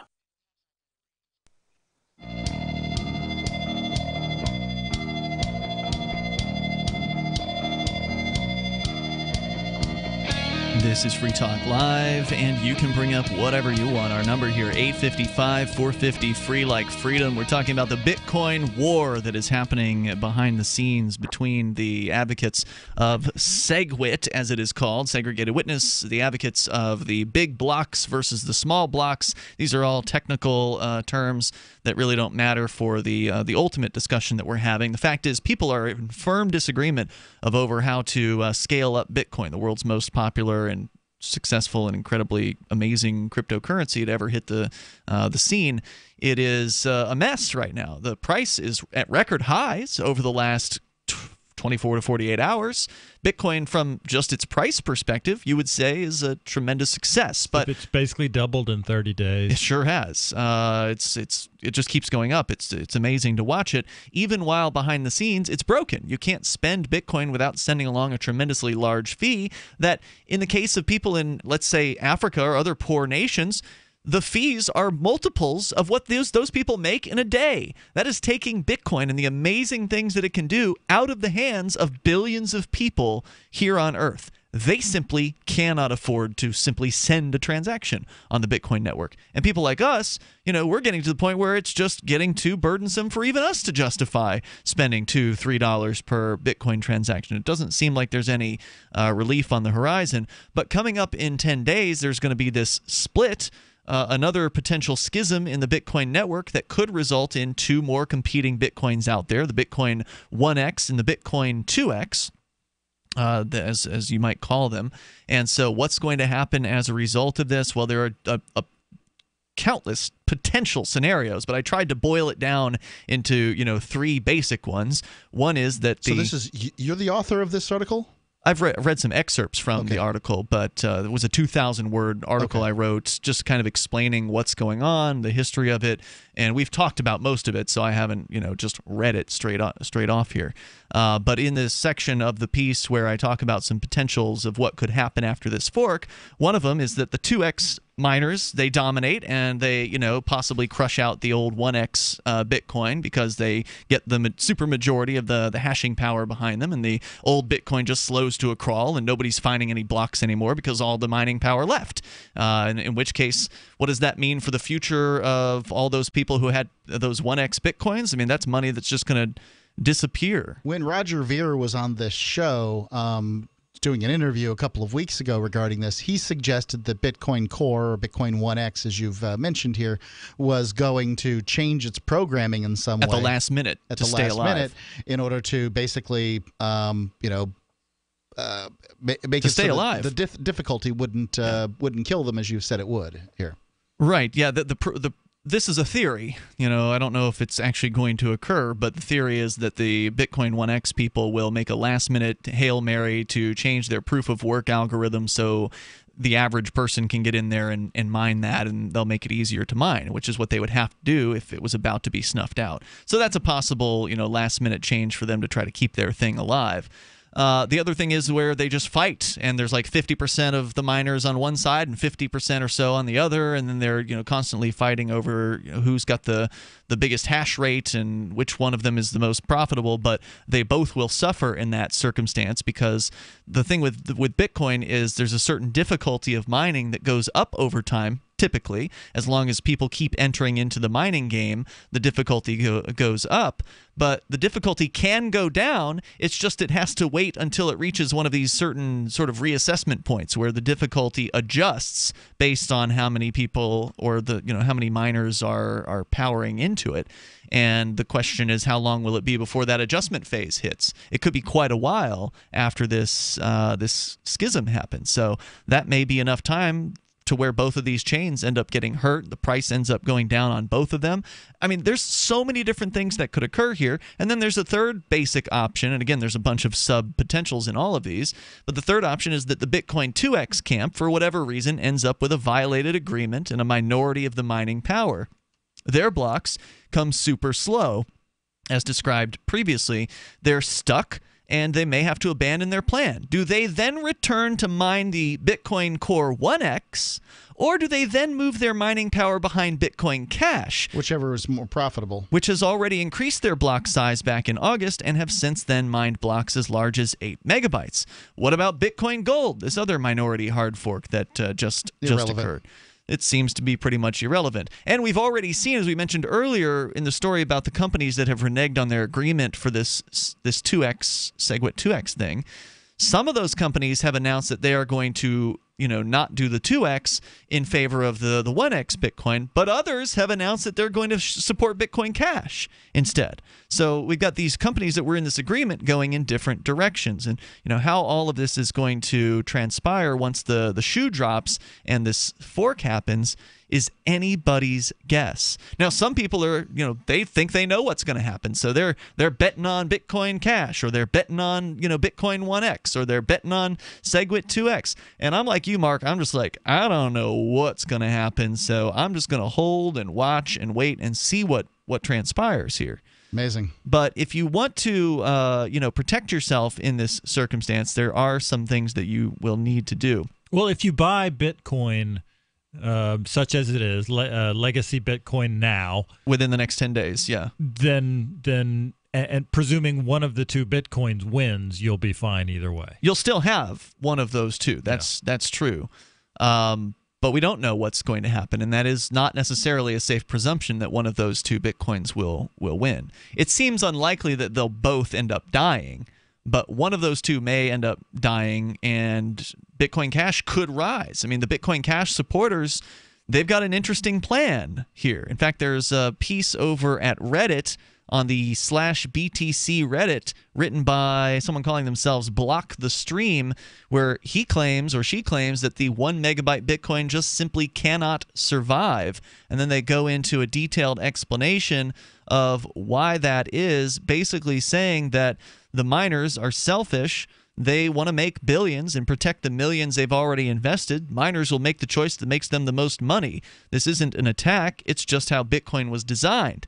The company Blockstream is behaving in the same way. They're trying to shape Bitcoin into using the technology that will make them the most money. With the upcoming fork, miners, the providers of the hash rate, have 4 choices. They can dedicate their hash rate to the 1 megabyte SegWit Bitcoin chain, or dedicate their hash rate to the 2 megabyte SegWit Bitcoin chain, or dedicate their hash rate to Bitcoin Cash. They can also split their hash rate across 2 or 3 of the chains. At this point, you have to put yourself in a miner's shoes and ask yourself, what would you do? You've sunk millions of dollars into your operation, and you could potentially make billions. So which choice do you make? If some of the miners mine SegWit 1X and some miners mine SegWit 2X, both of those chains will suffer a significant reduction in hash rate and lose their capacity, meaning the blocks will come slower and people will be waiting for a long time to confirm their transactions, and that's not good. If miners split their hash rate across several chains, then both SegWit 1X and 2X suffer a reduction in hash rate and lose capacity. The only chain which can survive a significant reduction in hash rate is Bitcoin Cash, and that's because the Bitcoin Cash will be adjusting its difficulty every single block, unlike Bitcoin 1X and 2X. For either SegWit 1X or 2X to survive, they require a majority of hash rate in order to ensure that the chain has enough capacity to meet demand. If it doesn't have enough capacity, the investors will, as they have in the past, invest in other cryptocurrencies instead, which is, of course, the other option. Just quit mining Bitcoin entirely and pick another winner. As a miner, you can't directly control whether the majority happens or not, because the other miners are your competitors. You can't directly control them. So signaling intent is one way of trying to work out what everyone else is doing and to try to ensure alignment and consensus before the date at which it becomes crucial. If signaling the intent can be believed, then SegWit 1X simply will not survive. But if the signaling cannot be believed, then neither SegWit 1X or 2X will survive because the hash rate will be divided across the chains. In both of those scenarios, the 1 megabyte chain does not survive. So he goes on to say, there's no other way to say it simply, and if you're still a 1 megabyter at this point, I'm afraid there's simply nothing else to convince you. I sincerely hope you haven't overinvested. However, there's still a question about whether SegWit 2X will survive. And then he makes a few more points here. You can share your thoughts with us on the coming schism and fracas, the minor fight here of Bitcoin. It's on the way. Crimes of the Crown by Captain Mark. The Crown casts the world in shadow and claims to be our guiding light. Cowards clamor for security from boogeymen and ghost stories, while I say these hobgoblins are imaginary. I say those they propped up as our liberators are now subsisting on our bondage. I say there is freedom in the black, and that's exactly where we intend to go. The Crown banishes its own officers for exposing its crimes and tortures dissidents to the brink of madness. It dominates the globe and swallows the wealth of generations, leaving only blood and excrement. The Crown calls it piracy to explore frontiers beyond its grasp. So the time has come for us to define the conduct among pirates. I say the Crown has trampled our necks long enough. Need decentralized solutions to centralized problems? Looking for a community of like-minded scoundrels? Or just want some swag to let the Crown know what you think of it? Join the conversation at pirateswithoutborders.com. We won't be hard to find. Have you checked your Google search results lately? Search results are usually the first impression that people form of you or your business, so make sure that they create a positive impression with ReputationDefender.com. What the internet says about you can have a big impact on your life and your livelihood, even if it's not true. Fortunately, you can now control how you look online and in online search results with ReputationDefender.com. Call 800-831-0771 now. That's 800-831-0771 for your free reputation analysis. If you have negative material from an ex-employee, upset patient, or former client, newspaper article, legal issue, social media, or other source showing up in your search results, you can combat it with ReputationDefender.com. Our dedicated experts in patented technology can help make your online search results look their best. Call 800-831-0771 to learn more. 800-831-0771. That's 800-831-0771. Or visit ReputationDefender.com. Hi, I'm Derek J. To me, an activist's calling is to actively work to advance a cause. The cause for which I work is personal freedom. I believe my life is best when I engage in voluntary interactions and self-government. I reject the idea that anyone else has a higher claim to my life or my body than I do. I see people who call themselves the government as a threat to my personal freedom. I realize you may feel differently, but my relationship with the people who call themselves the government is completely involuntary. If Starbucks used some of its money to drop bombs, I wouldn't shop there. So why would I support the American empire? The empire does not require my consent. Derek J's Victimless Crime Spree. Watch it for free and order the Director's Cut DVD at victimlesscrimespree.com.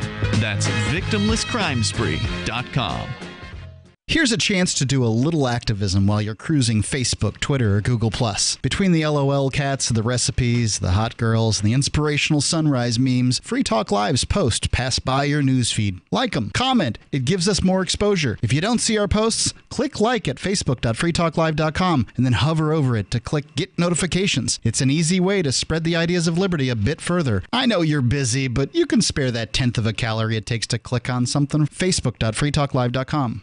So you've signed the Shire Society Declaration and are planning your move to New Hampshire to be around more liberty-oriented people. Next, sign up for the Shire Society Forum at forum.shiresociety.com. There are a bunch of people there who are already in the Shire, and they want to meet you. If you're already in the Shire physically, you should also come by the forums. Remember, not everyone uses Facebook. New people are signing up for the Shire Society Forum every month, so drop in and say hello at forum.shiresociety.com. Help get LRN.FM into more ears. Visit promote.lrn.fm for a free bumper sticker, flyers, banners, graphics, and more. Promote.lrn.fm.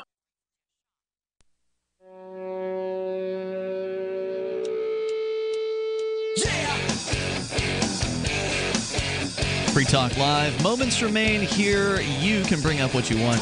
Although we are talking about one of the most important topics in the world of money, which is what's going to happen to Bitcoin in 10 days.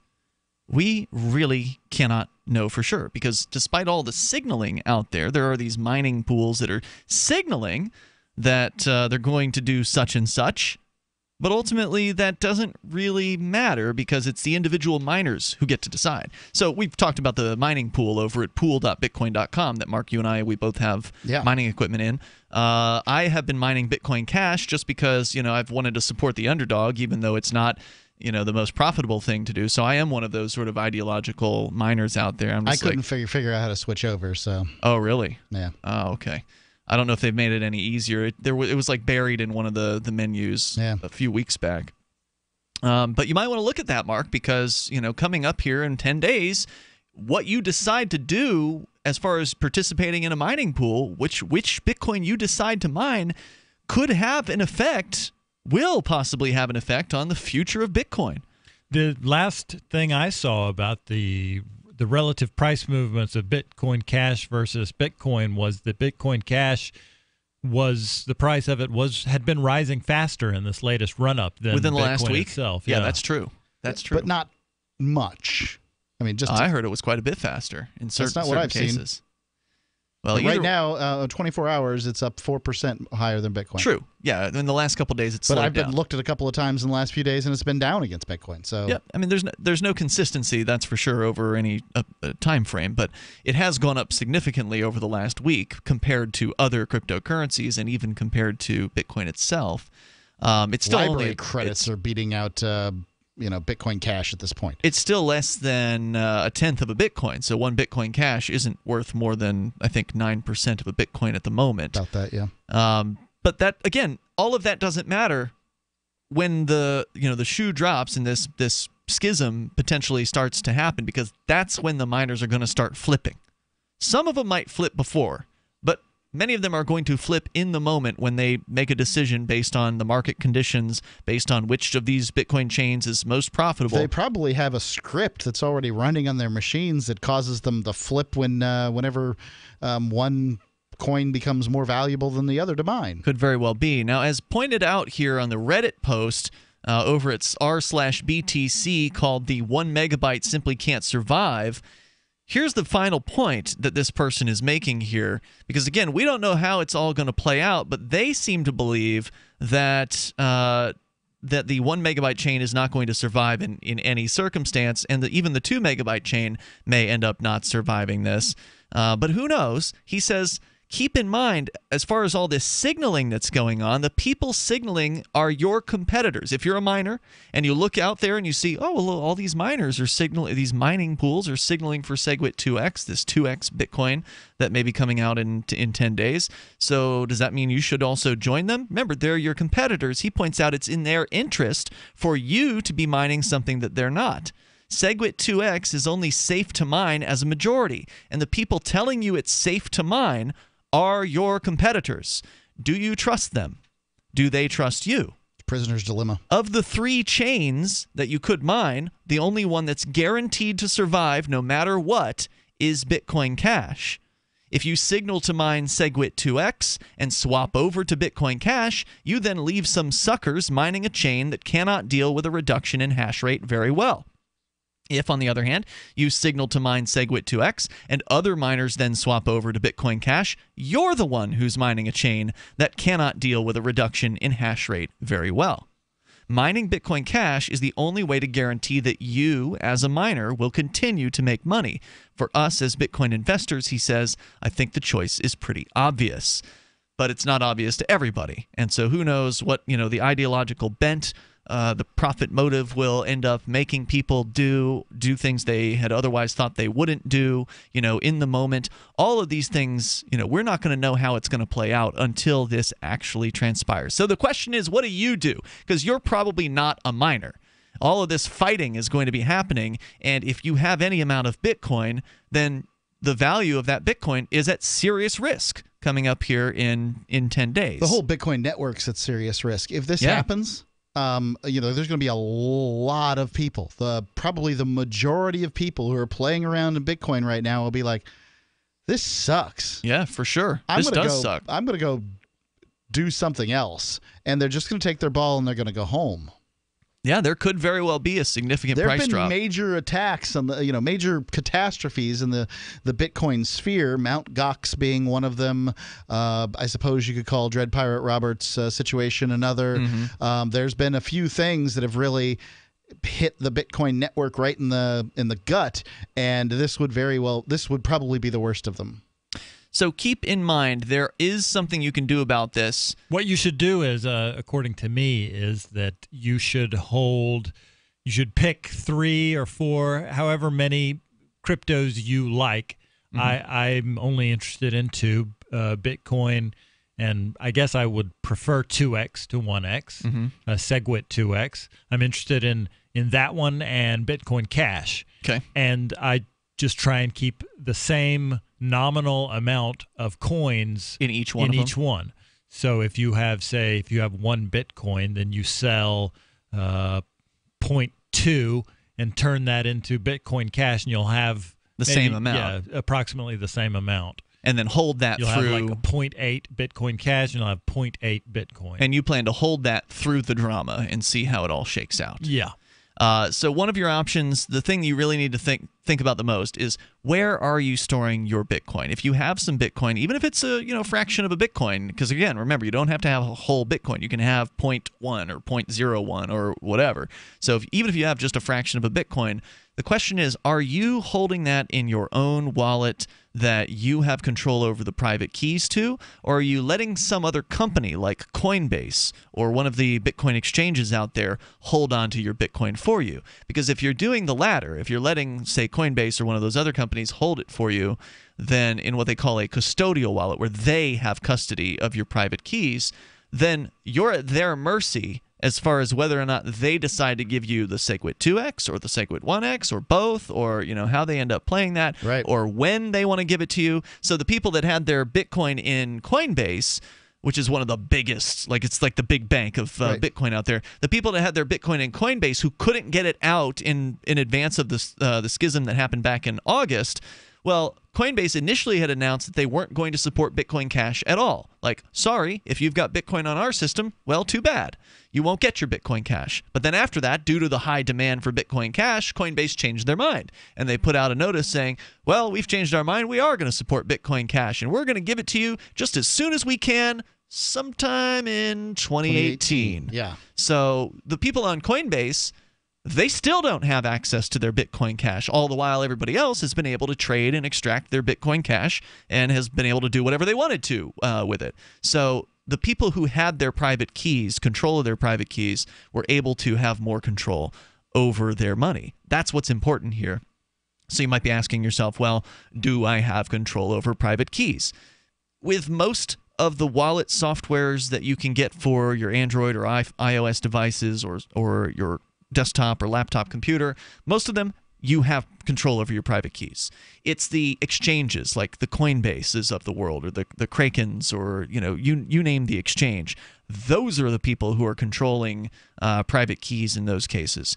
I'm sure there's a long list somewhere out there of all the different wallets that allow you access to private keys, but most of the biggies, Bitcoin.com's wallet, the Copay wallet, the Coinomi wallet, Airbit's, the new Edge wallet that they're coming out with, Jax, Exodus, all of these are wallets where you have control over the private keys. If you wrote down the 12 words during the backup phrase process when you opened up your wallet, that means you've got control. So if there's nothing else you do before 10 days from now when this fork happens, is if you've got something on Coinbase or one of the exchanges, get it off of there and put it into your own Bitcoin wallet, and make sure you have a backup somewhere in case you don't want to break your phone or something like that.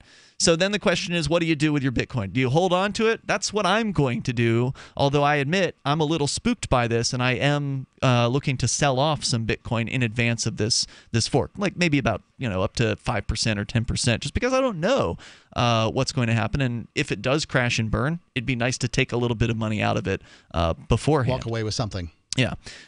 You could also bail out entirely if you're completely spooked. Who knows how that's going to pan out?